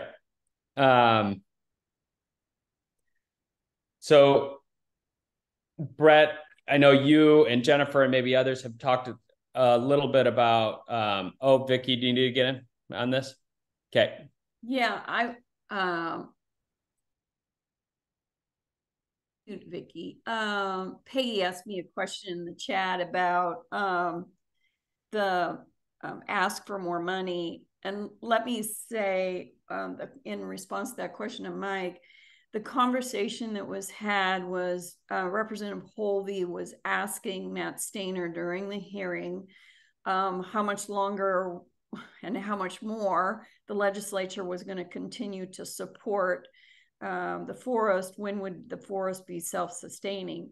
And Matt had a conversation with him during that meeting that it would take some time for the authority to be up and running and cutting any timber through the research forest process that would generate any income to the authority. So that's why you were given 18 months budget, because there was an expectation that the forest would start paying back some funds that you would be able to then move forward with. And he said he didn't know, and that he fully expected that the authority would come back in 2024 and have that conversation. So I hope that clarifies things. Thanks for the clarification, Vicki. All right. So there's been a number of conversations with the board, with all of you individually, a number of conversations I and others have had, and Brett and Jennifer have had actually some meetings now sort of to begin to line out some opportunities for sort of training and workshops for this board, because many of you have been a part of nonprofit boards, other types of boards. Some of you may not have been on boards before. Some of you have been a part of state agency boards or commissions, others maybe not. And so we thought it would be helpful as you go into, this next year in January in particular, as you start to become an actual board of a state agency, that it would be helpful to get some training. And so wanted to both get some input from Jennifer, starting with you, about sort of some of your thoughts on that and conversations that have been had, as well as ideas that folks have that you might want to put forward in terms of things that you think could be helpful for you and your colleagues on this. So with that, Jennifer, I'll turn it over to you for a moment. Yeah, and Britt may have maybe a little more updated information than I do, but I just we were just to follow on what you said, talking about the kinds of trainings that are available to boards and commissions and trying to prioritize which ones would make sense to try to have sooner than later for this board. And then also recognizing that there's some kinds of trainings and or information sharing that would be also helpful to time around an executive director being on board, and that some of those conversations will be important for that person to be part of. So I could mention some of the ones we talked about, Brett, but I actually want to just turn to you to see if turn it to you for now, and then I can fill in if needed. Okay, good thing. Yeah, so it's been, I think there's been a recognized need to, sorry, I'm trying to get back to my video. Take the time between now and January 1 to do before the board actually becomes a board, to try to get trainings, workshops, or other helpful scheduled things in place that could help the board and the new agency hit the ground running. And so some of that, we've had input from DAS, from DSL staff, from other agency staff who are deeply experienced in leading and helping boards and commissions through the process, as well as DOJ. And I'll try to keep it brief. I think Jennifer and I'm happy to help on this with both scheduling, but also maybe putting together a document or a compendium of like, here are the offerings, so you all can see them. Some of them are mandatory for people serving on boards and commissions, and some of them are not. But I think some of the really helpful stuff that we've heard about is through the Ethics Commission and some of the trainings they do. And a lot of those are mandatory, but given that this is a new agency and the board members have not been, or some of you probably have been, but a lot of you may not. But for a new board and a new commission, there may be a way for the Ethics Commission to kind of do some closer hand-holding than it normally would for members of an existing board or commission, and just recognize that this is a new entity that's being set up, and we may be able to get some individualized attention to both precede and then follow the ethics trainings. Some of those are related to, some of the trainings they do are related to public meetings laws and acting in the public interest, and delineating between responsibilities of board members that you all have to the mission and interests of the agency versus acting individually. And so there's some of that seems very promising. For Public Records Act training, there are a couple of potential options, but that seemed like another area to really focus some attention on. And some may be through DAS. DAS and DOJ do a training together, and I've gotten a little more information about that from DOJ. There's also some legal authorities training that I think DOJ may be able to help with around issues like when can you all as a board enter executive session, and what is the extent of your authorities under Senate Bill 1546, and just kind of helping sync up with, eventually you'll have a designated DOJ attorney, or the agency will. So syncing up around all of that is important, and it feels like to the extent we can do it sooner than later, it would be good, but we have to figure out some things still, like how much can we actually schedule before the board and the authority actually exist legally. There's some other non-mandatory trainings around the legislative process and budgeting. And that's another area that Jennifer and I talked through as a potential area of workshopping. And part of the question is how much happens on that before an executive director is hired versus in advance of that. It'd be handling of legislative concepts, budgets, how the process works with the Legislative Revenue Office, that kind of a thing. And then there are resources available for executive directors of agencies, especially new agencies, around orientation. SAS has one, and there are also probably some mentorship opportunities within the existing state system, and things that could be gleaned from other relatively new agencies. I think Mike Kennedy made a point in a recent meeting, like, when's the last time the state created a new agency? And point taken, but there have been new agencies created before, maybe not recently, but other people have been in these shoes, and there may be opportunities to learn from their examples. So yeah, I think at a high level, there's a lot out there, and what using the time between now and January to start getting things scheduled seems like the next best step. But maybe prior to that, Jennifer, feels right to you and the board and the executive leadership team, I could try to put everything into a document.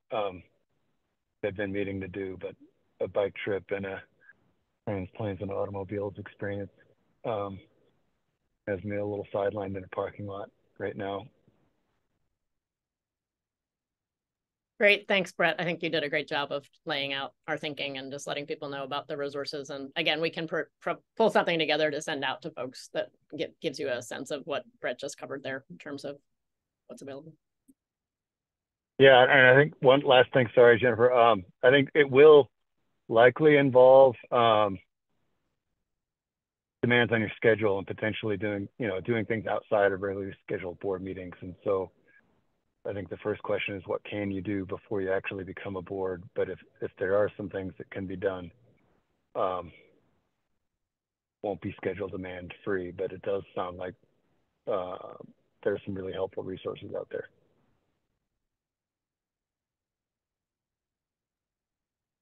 Thanks, Brett. Thanks, Jennifer. Any questions from the board, or other trainings, or just things you think would be helpful in terms of preparing yourselves? Go ahead, Mike. So a note for myself, it would be helpful to know about the budgeting process for a state agency. Once we are up and running and have timber income and that sort of stuff coming in, do we have to go to the legislature to get approval to spend money? Just all the rules of that sort of thing. I have no idea what those rules are. So some training in that would be good.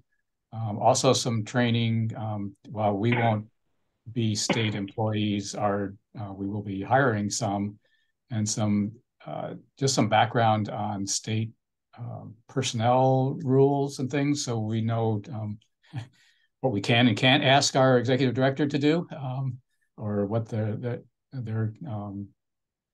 what they have to do as far as just the state rules, I guess, for employees. Those would be helpful bits of information too. And I think, I think that was the ones that I thought of off the top of my head.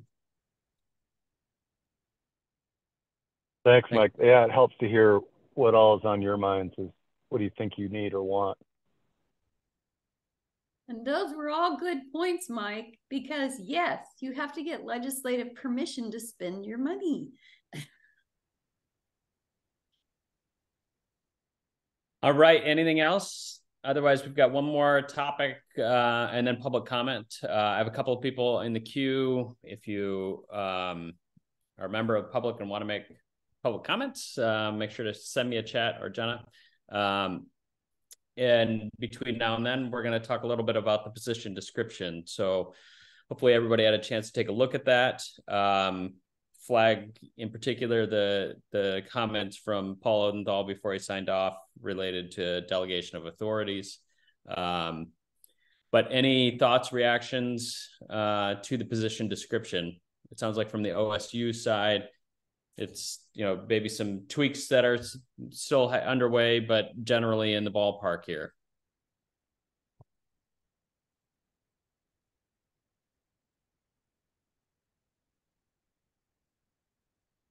Mike? So I was generally pleased with the description itself. I'm not quite sure, you know, I know Paul had mentioned it would be good to have within the description the executive director's budgetary authority, you know, like dollar amount. He has authority to spend or sign contracts or expend X amount of money. I don't know if that needs to be in the job description itself, just from, and maybe tribes are different, but just from my experience here, our CEO has been delegated you know, contract signing and expenditure authority by the tribal council, but it's not listed in the job description itself. So, you know, maybe that's an action of the board at some early on when they're hired to say, okay, we officially give you this authority to do this and that. Some things, those things may change over time, and if it's in the job description, then you got to possibly change the job description and get that approved. So there's a balance there between what you put in it and what the board can then delegate later on, I guess. Yeah, my understanding, and Vicky may have better information, is based on my experience on a different commission, is that is something that the board takes action upon. They give authority up to a certain amount, usually, for a director to be able to make decisions. And then above that amount, they need to come to the commission, and it has changed over time, especially with even just things like inflation recently. So I don't know that it would go in the job description, but it's a really good point, Mike, that it's something that we need to think about in terms of how we approach that. Yeah, there's spending authority in different positions. So my managers at DSL have spending authority up to a certain dollar amount. Anything over that, I come in and I sign the paperwork and approve the expenditure. So that's, you can set that within your own board to what level that is.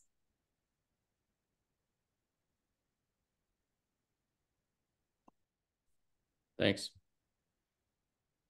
Other comments, questions, thoughts related to the position description? Yeah, Jack. So just to comment that, you know, I think that section 10 on the desired qualifications and experiences is a classic one that kind of reads like a committee approach to editing. And, you know, we've got a little bit of everything in there. And I'm more of a fan of about 7 or 8 kind of major issues that we feel are really important. And I think a lot of these are pretty minor or probably not really required of a executive director sort of position. So you know, maybe somebody should just take hold of that and try to recraft that area a little bit. Do we have any volunteers? Because I'm going to also ask for volunteers to work on the authorities piece, or maybe both of these two things, if there are a couple of people that are willing to sort of roll their sleeves up on it. Jennifer and I talked about this, and Keith, you know, I mean, we could take a crack at that section 10 portion of that if Jennifer thinks that's a reasonable idea and if the crew thinks that's reasonable to do. You're getting thumbs up. Makes sense. Yeah, that makes sense, Jack. Great. And if you have a problem with it, now's the time to speak up. But I suspect you all volunteering to do a little extra work, nobody's going to complain about. So, and a good example of, the functionality in terms of this agenda item, board functionality. I certainly think that the executive team has continued to demonstrate board functionality, and appreciate your willingness to do that. So I think anything else on the position description? I think we've got. Oh, go ahead, Brett. Peter, yeah, sorry to jump in. I asked Gene Straight to join us because one thing that came up before the meeting, I can't remember if it was Keith or Jack or Mike. Who exactly, but Mike. Gene, so the question that arose was, it'd be helpful to know more about the process, the state process for hiring, and kind of what happens in the next steps. There's the position description, and Jack, what you just did there is really helpful because there have been edits to it since our last prospective board meeting, but I think both from DSL's end, or speaking for myself, as well as OSU's end, we all know it's like we can put edits in there, but it really needs to be the board's position description because it's the board's ED. So having the board's own stamp on the edits is great. But aside from the position description, there's the process of where do things go from here. And instead of me trying to cover it without the depth of experience that Gene has, I asked Gene to join for a few minutes and download. So Peter, if we've got the time. No, that's Gene's great. here, I intended to do it. Yeah. Appreciate the reminder. Okay. And Gene's on. I know you can't see everybody from your phone. Gene's on and ready. Hi, everybody. Okay. Thanks, Gina. Could you start with just a reintro to the group? I know you've probably done this before, but thank you for being here. Yeah, I will. So hi, everybody. I'm Jean Straight, and I'm the Deputy Director at DSL for Administration. So what will happen once you've determined what your PD is and the duties are all locked in and you all agree on that, the next step in the process is it has to go to DAS, Department of Administrative Services, Class and Comp. And what they do is they review the PD and determine what level it is. So what would be the compensation for that position and what would be the classification of that position.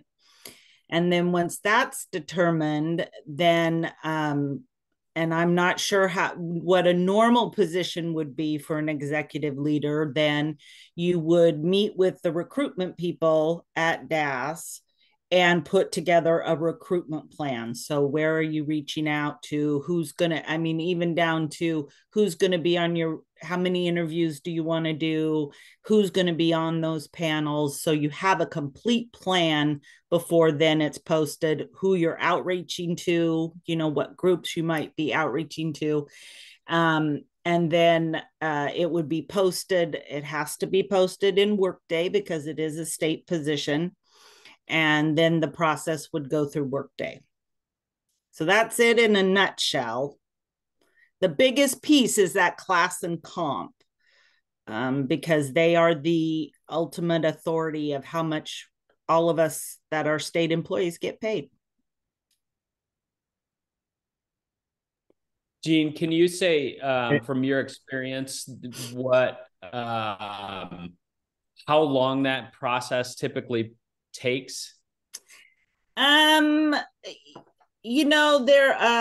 can take a couple weeks if there's some back and forth and they have or if it's straightforward, or we can let them know that this is a high priority and could they make it a high priority. We don't have but they're usually pretty cooperative and work with us fairly well. So, I've seen ones take a long time, but there's a lot of controversy. It's usually that we don't agree with where they're slotting it, and there's a lot of back and forth. Vicki, how long did our last one that for the ledge manager take? Oh, that took about a month. Okay. And that's because there was a lot of back and forth. Yeah. About the classification. I disagreed with the classification, so we kept going back and forth. Yeah.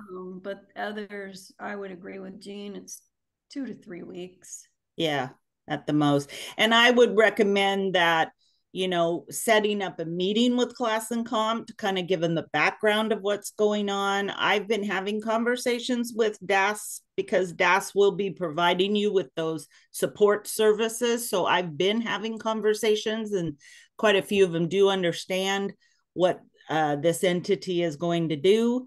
But having a conversation with them before we just send over all the paperwork is always a good idea. Thanks, Jean. So is that all to say, yeah, sorry, Peter, just knowing Jean, Vicki, that the board has expressed an interest in classing this position as high as possible in order to generate high quality candidates. Is that to say that members of the prospective board or those engaging in the process of classifying the position can have a back and forth argument, or maybe argument's not the best word, a back and forth with DAS about there's a disagreement of what they're classing it, can push for something different? You can, yes, but ultimately they are the authority over state positions, and they do have the final word. I'll just be honest with this group. Yeah, they won out on their determination on what I wanted recently, but I said I'm coming back in a year to reanalyze this. Mm-hmm. So that's why Jean's recommendation to have a conversation with them beforehand is important. The one way for you to have that classified as high as you would like is to make sure the requirements are pretty stiff. Mm-hmm. You know, it's just not your run-of-the-mill executive director. This is a person who has to have a significant amount of knowledge about forestry and timber operations and how to run an agency and all those kinds of things. So the more you can load that up with some really high-level skills, the better. But again, that conversation, I would encourage your 3 appointees, Jack and Keith and Jennifer, to have that conversation, and Jean can help set that up and be involved in that if you like.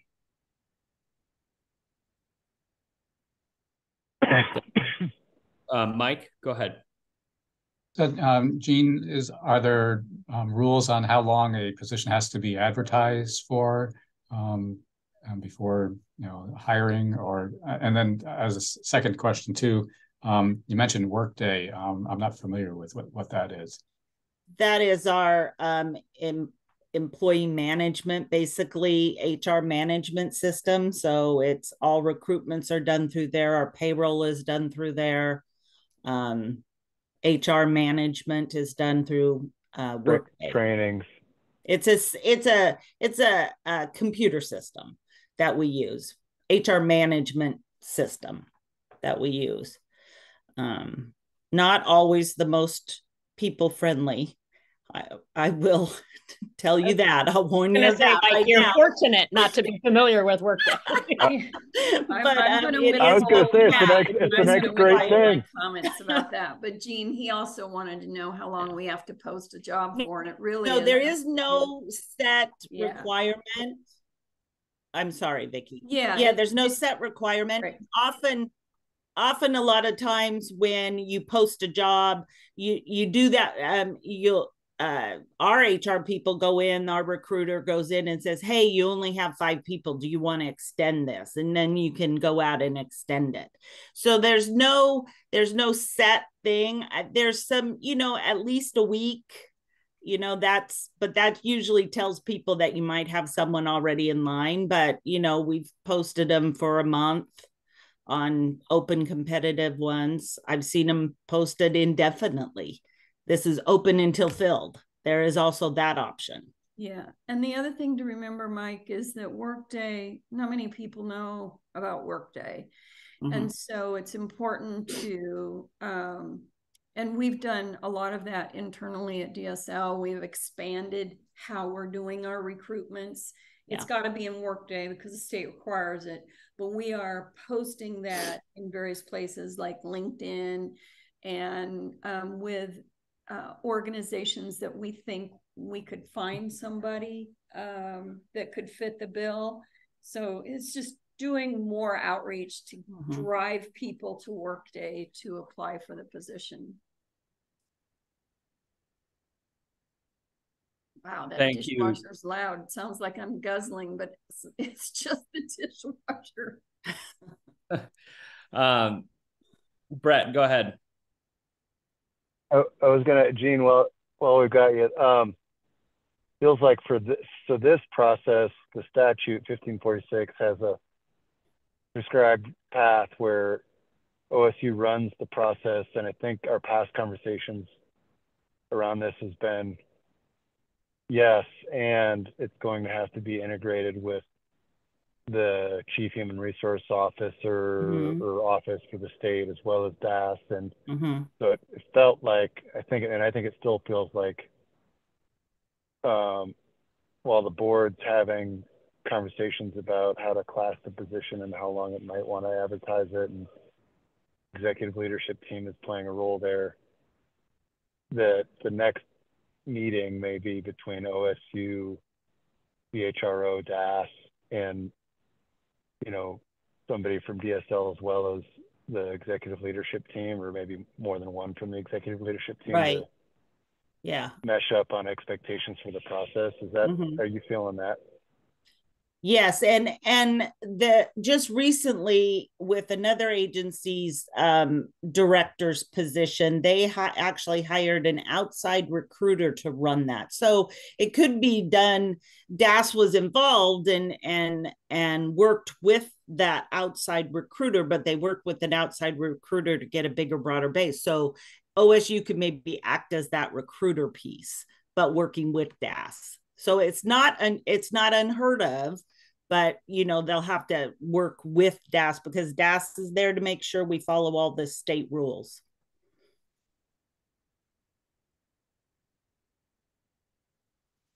Okay.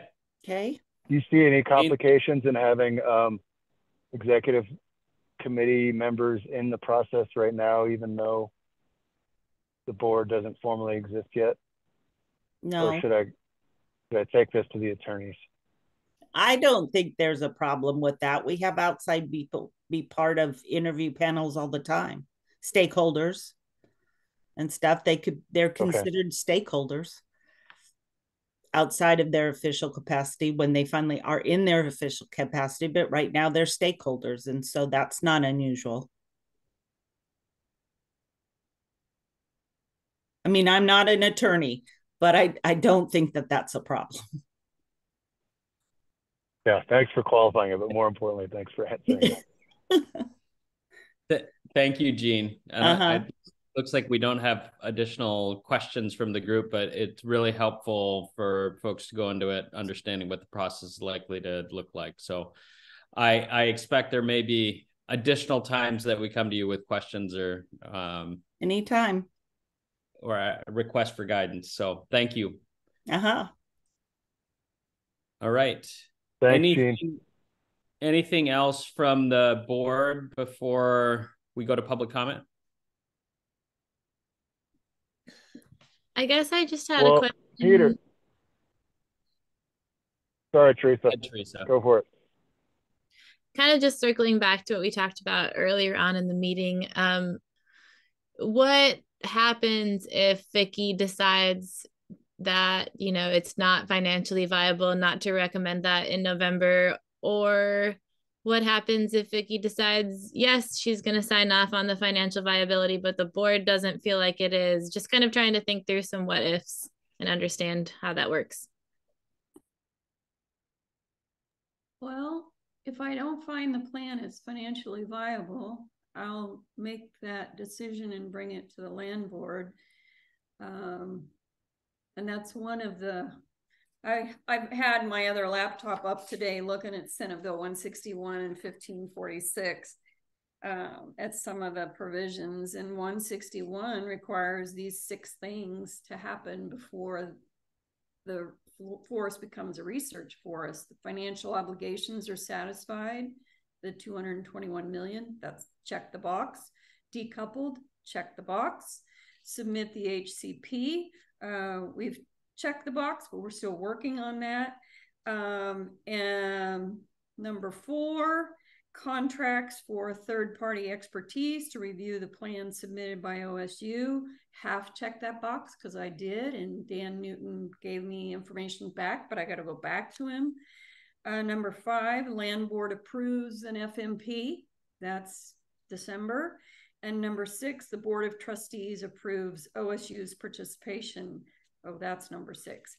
So if those things all don't happen, the authority doesn't exist, and the forest doesn't become the Elliott State Research Forest run by OSU. It becomes a research forest that comes back to DSL to operate, and we would operate it as a research forest. And there'd probably be some changes to the statutes we'd have to make. So that's all in 161, and then Senate Bill 1546 laid out quite a number of things, and there was about who manages it. OSU can have other people manage it under their contract. You need to look at section 10, page 6, paragraph 5. Just reread Senate Bill 1546. I've been doing that all afternoon to remind myself of all the requirements. Thanks, Vicki. Brett, you had something? Well, I'm just hoping, I think there's time. I'm hoping 5 minutes before the full meeting adjourns, and I'll just reserve it until then, if you don't mind, Peter. As it related to next steps? Definitely. Okay, great. Mike? Before we end, I just want to make sure I thank Jack, Jen, Jennifer, and Keith for taking on the roles that they have taken on and jumping into this to get us ready for January, to get things rolling. So appreciate it. Yeah, and maybe since it feels like we are kind of in the headspace of next steps, we could kind of just do that now, and then we'll take public comment and we'll adjourn after that, if that's okay. Brett, do you want to? One of the next steps, obviously, there's the position description updates, and we have a next step associated with that. There's certainly additional work that's going to be ongoing and reviews necessary on the FMP, with OSU taking the point, and updates related to financial viability. So lots of moving parts. And Jennifer, you go ahead. Yeah, I was just, because of Mike just picking up. Thanks, Mike. I appreciate your comment. We do reserve the right to delegate, but I was also going to say, I think the executive team, has been working on the agendas and things like that, and would see ourselves moving, also modeling the behavior of a state commission more into the role of also actively helping facilitate them as we go forward. So I think that's something we'll be working with as we put these agendas together. And I just want to let folks know that that makes a lot of sense, because that aligns us up toward when we actually will be a real board in terms of having board members themselves play those roles going forward. So we look forward to your feedback on how that goes, but just picking up on Mike's comments, wanted to mention that. So good. And related to that, and not entirely unorchestrated, I in terms of this conversation, I have also accepted a new job, which some of you are aware of and some of you not. Wait a minute. you knew. So I will stay on sort of in very limited capacity to be a resource as you kind of go through these last few months, and in particular to help plan for the meetings and work with the executive team on that. Be a resource to Brett, Shannon, and the team as you kind of, and all of you really, as you want to reach out and kind of just ensure as smooth of a transition as possible. But my sort of role with Oregon Consensus will end largely at the end of the month. And I'll be taking on a new job with a group called Farmers Conservation Alliance. So they're based in Hood River, and it's close to home. And they do some exciting work across the West on water conservation and water work. So I'm looking forward to that, and also really sad to be leaving my current job, and certainly will be watching intently to see the conclusion of this process after 4+ years that I admittedly didn't start with any hair, but had I started with hair, I likely wouldn't not have any hair. So, it's lucky to have started bald, one of those perks. All right. So that's that. Brett, you have one more next step. Well, I mean, leave it to you. You facilitated right out from underneath me my next step.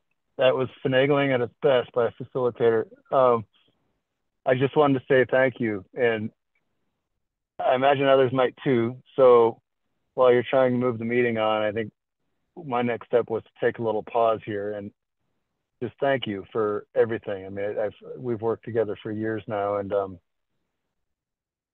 it's been a joy. It's been a positive learning experience. It's been all the good things, and I just can't tell you how much I respect what you do and how you do it. And the process the process will miss you, but the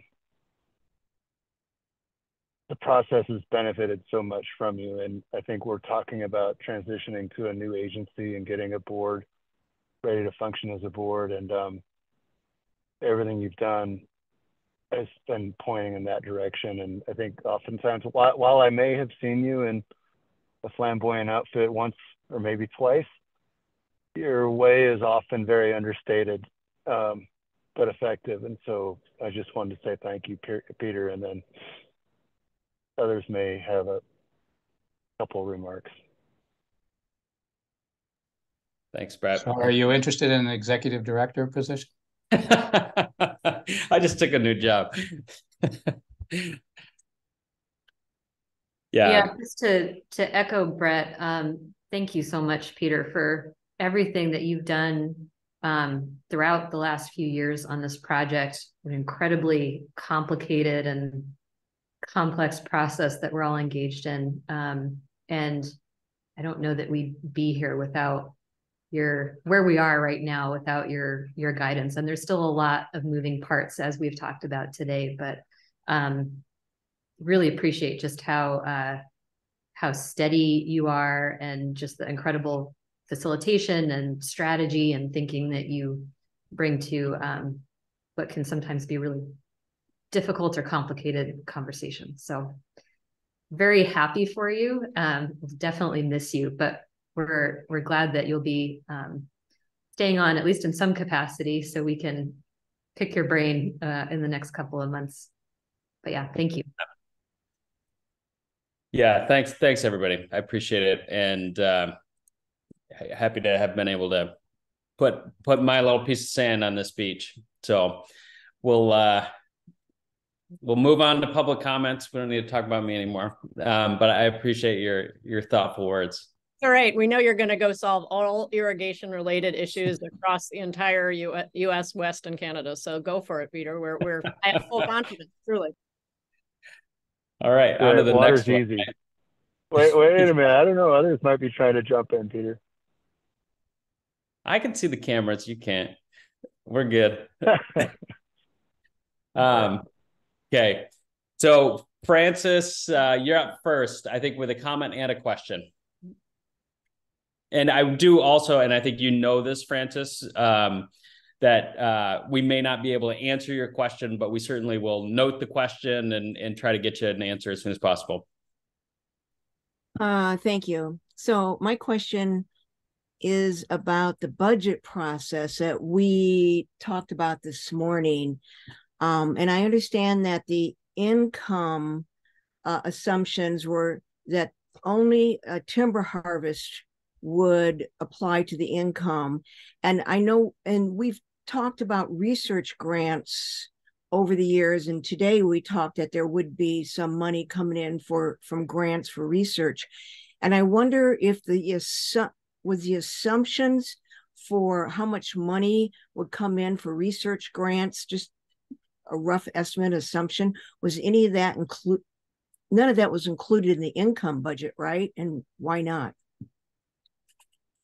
Yeah, that's correct, Francis. So the revenue estimates that we shared today and discussed, as well as all the revenue estimates that have been developed over the past couple of years, have only come from the timber harvest projections under the research design.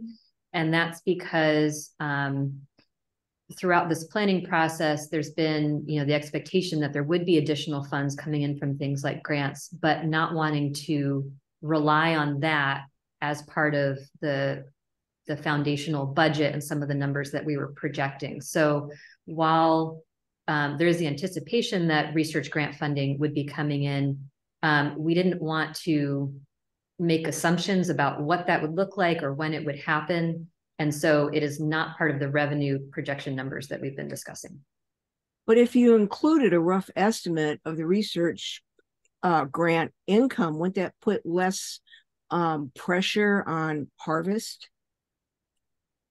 The harvest. I think I'm going to take that one as a statement, not a question, and we'll let you move on, because I think you have one more point you wanted to make as well, Francis.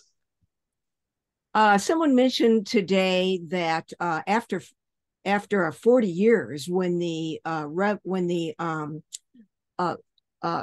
logging volume would be drastically reduced, that the public and the timber industry might seriously object to that. And I think that was a good comment that was made. And so I would encourage you to mitigate that problem now with the public perception of what's going to happen in 40 years, knowing that will be a problem. Try and mitigate it, public perception at this point and onward. So that was my comment there.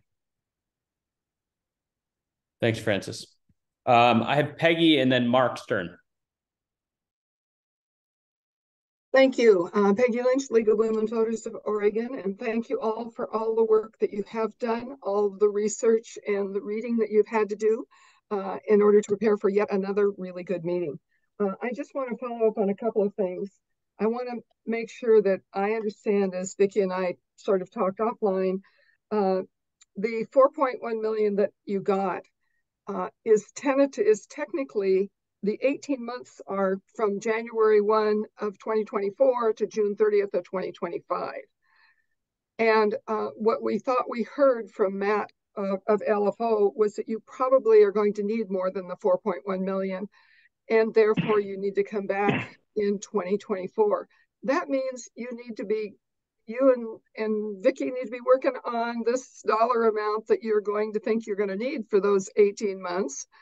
So that you can go back and ask. We did get tentatively another $400 million in the last revenue forecast, but that's just really important to try to figure out and get done. And it frankly needs to be a conversation that's happening now because the money is already being assigned behind the scenes between Major 110, between the governor's housing money, and a number of other issues. So I just want to encourage that. And then your 2025 budget, frankly, needs to start the day after you become a real board because other agencies are actually doing that now. So it's fun stuff that you get to do.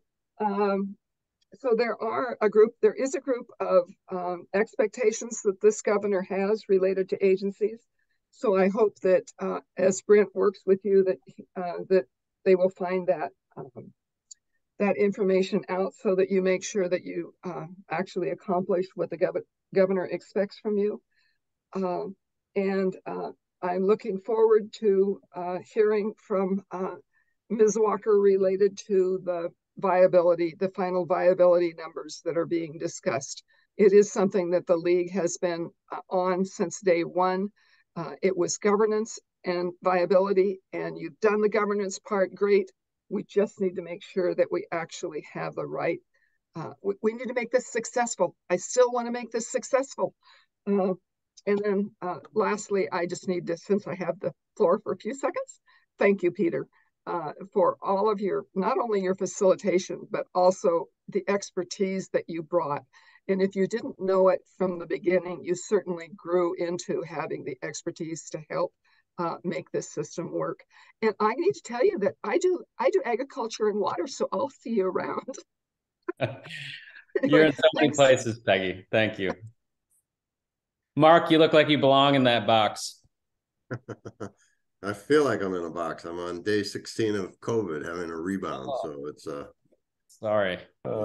Living through it. I guess it's all what we have to do at different times. But Peter, congratulations on your new job. And as everybody else has said, thanks so much for all you did for the process here, not only the Elliott, but the other work you were involved with as well. So thank you for that.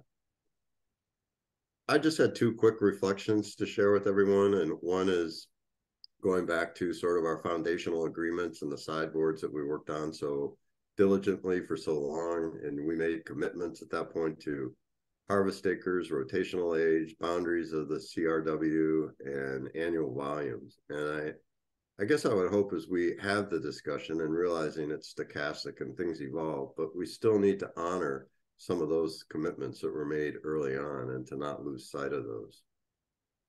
The second observation, and a little bit seconding Francis' comment about, I'm a little concerned that if the harvest projections are down in the third and fourth decade, that we've created an expectation in the community, not only within the community, but within the industry that might build within the community and whatnot, to expect a certain amount of timber coming off the forest.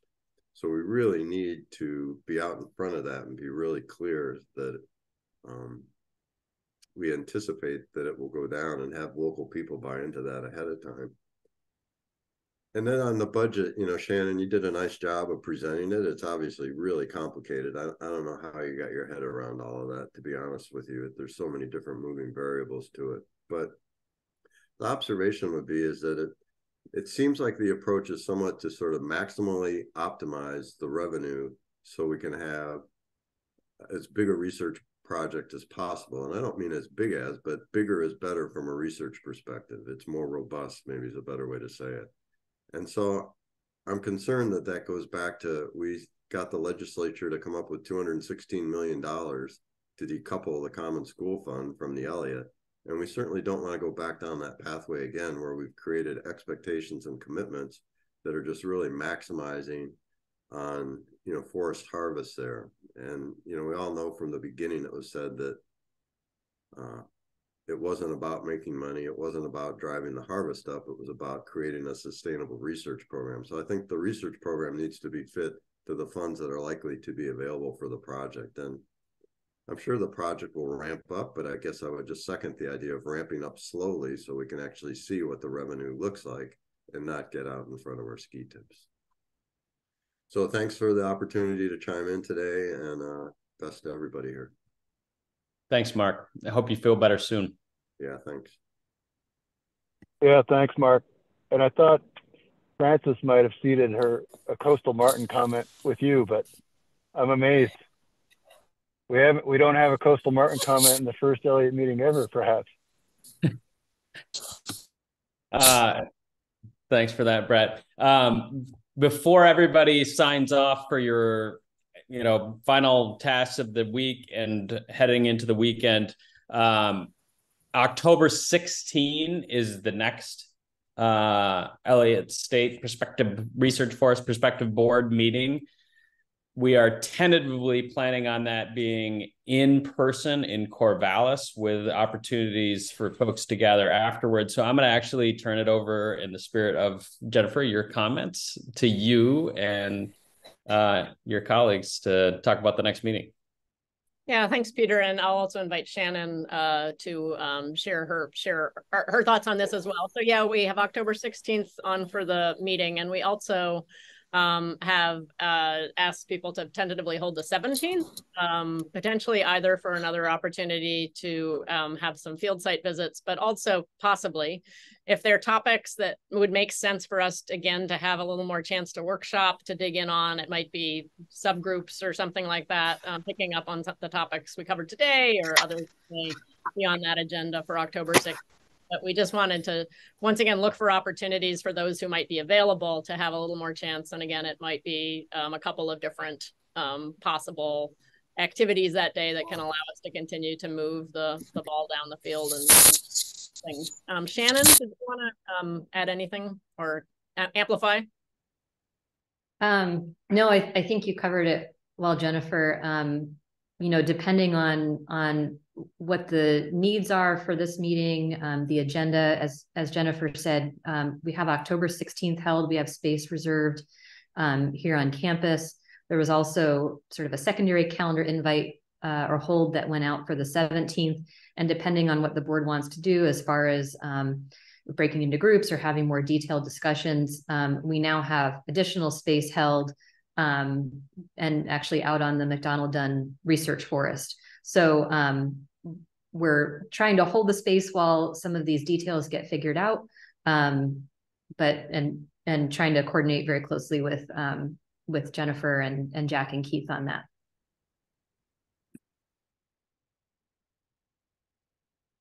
And so those who haven't, please, there is a link asking about availability and intention for those days that Jenna has sent out. So just circle back to that if you haven't had a chance to respond to that.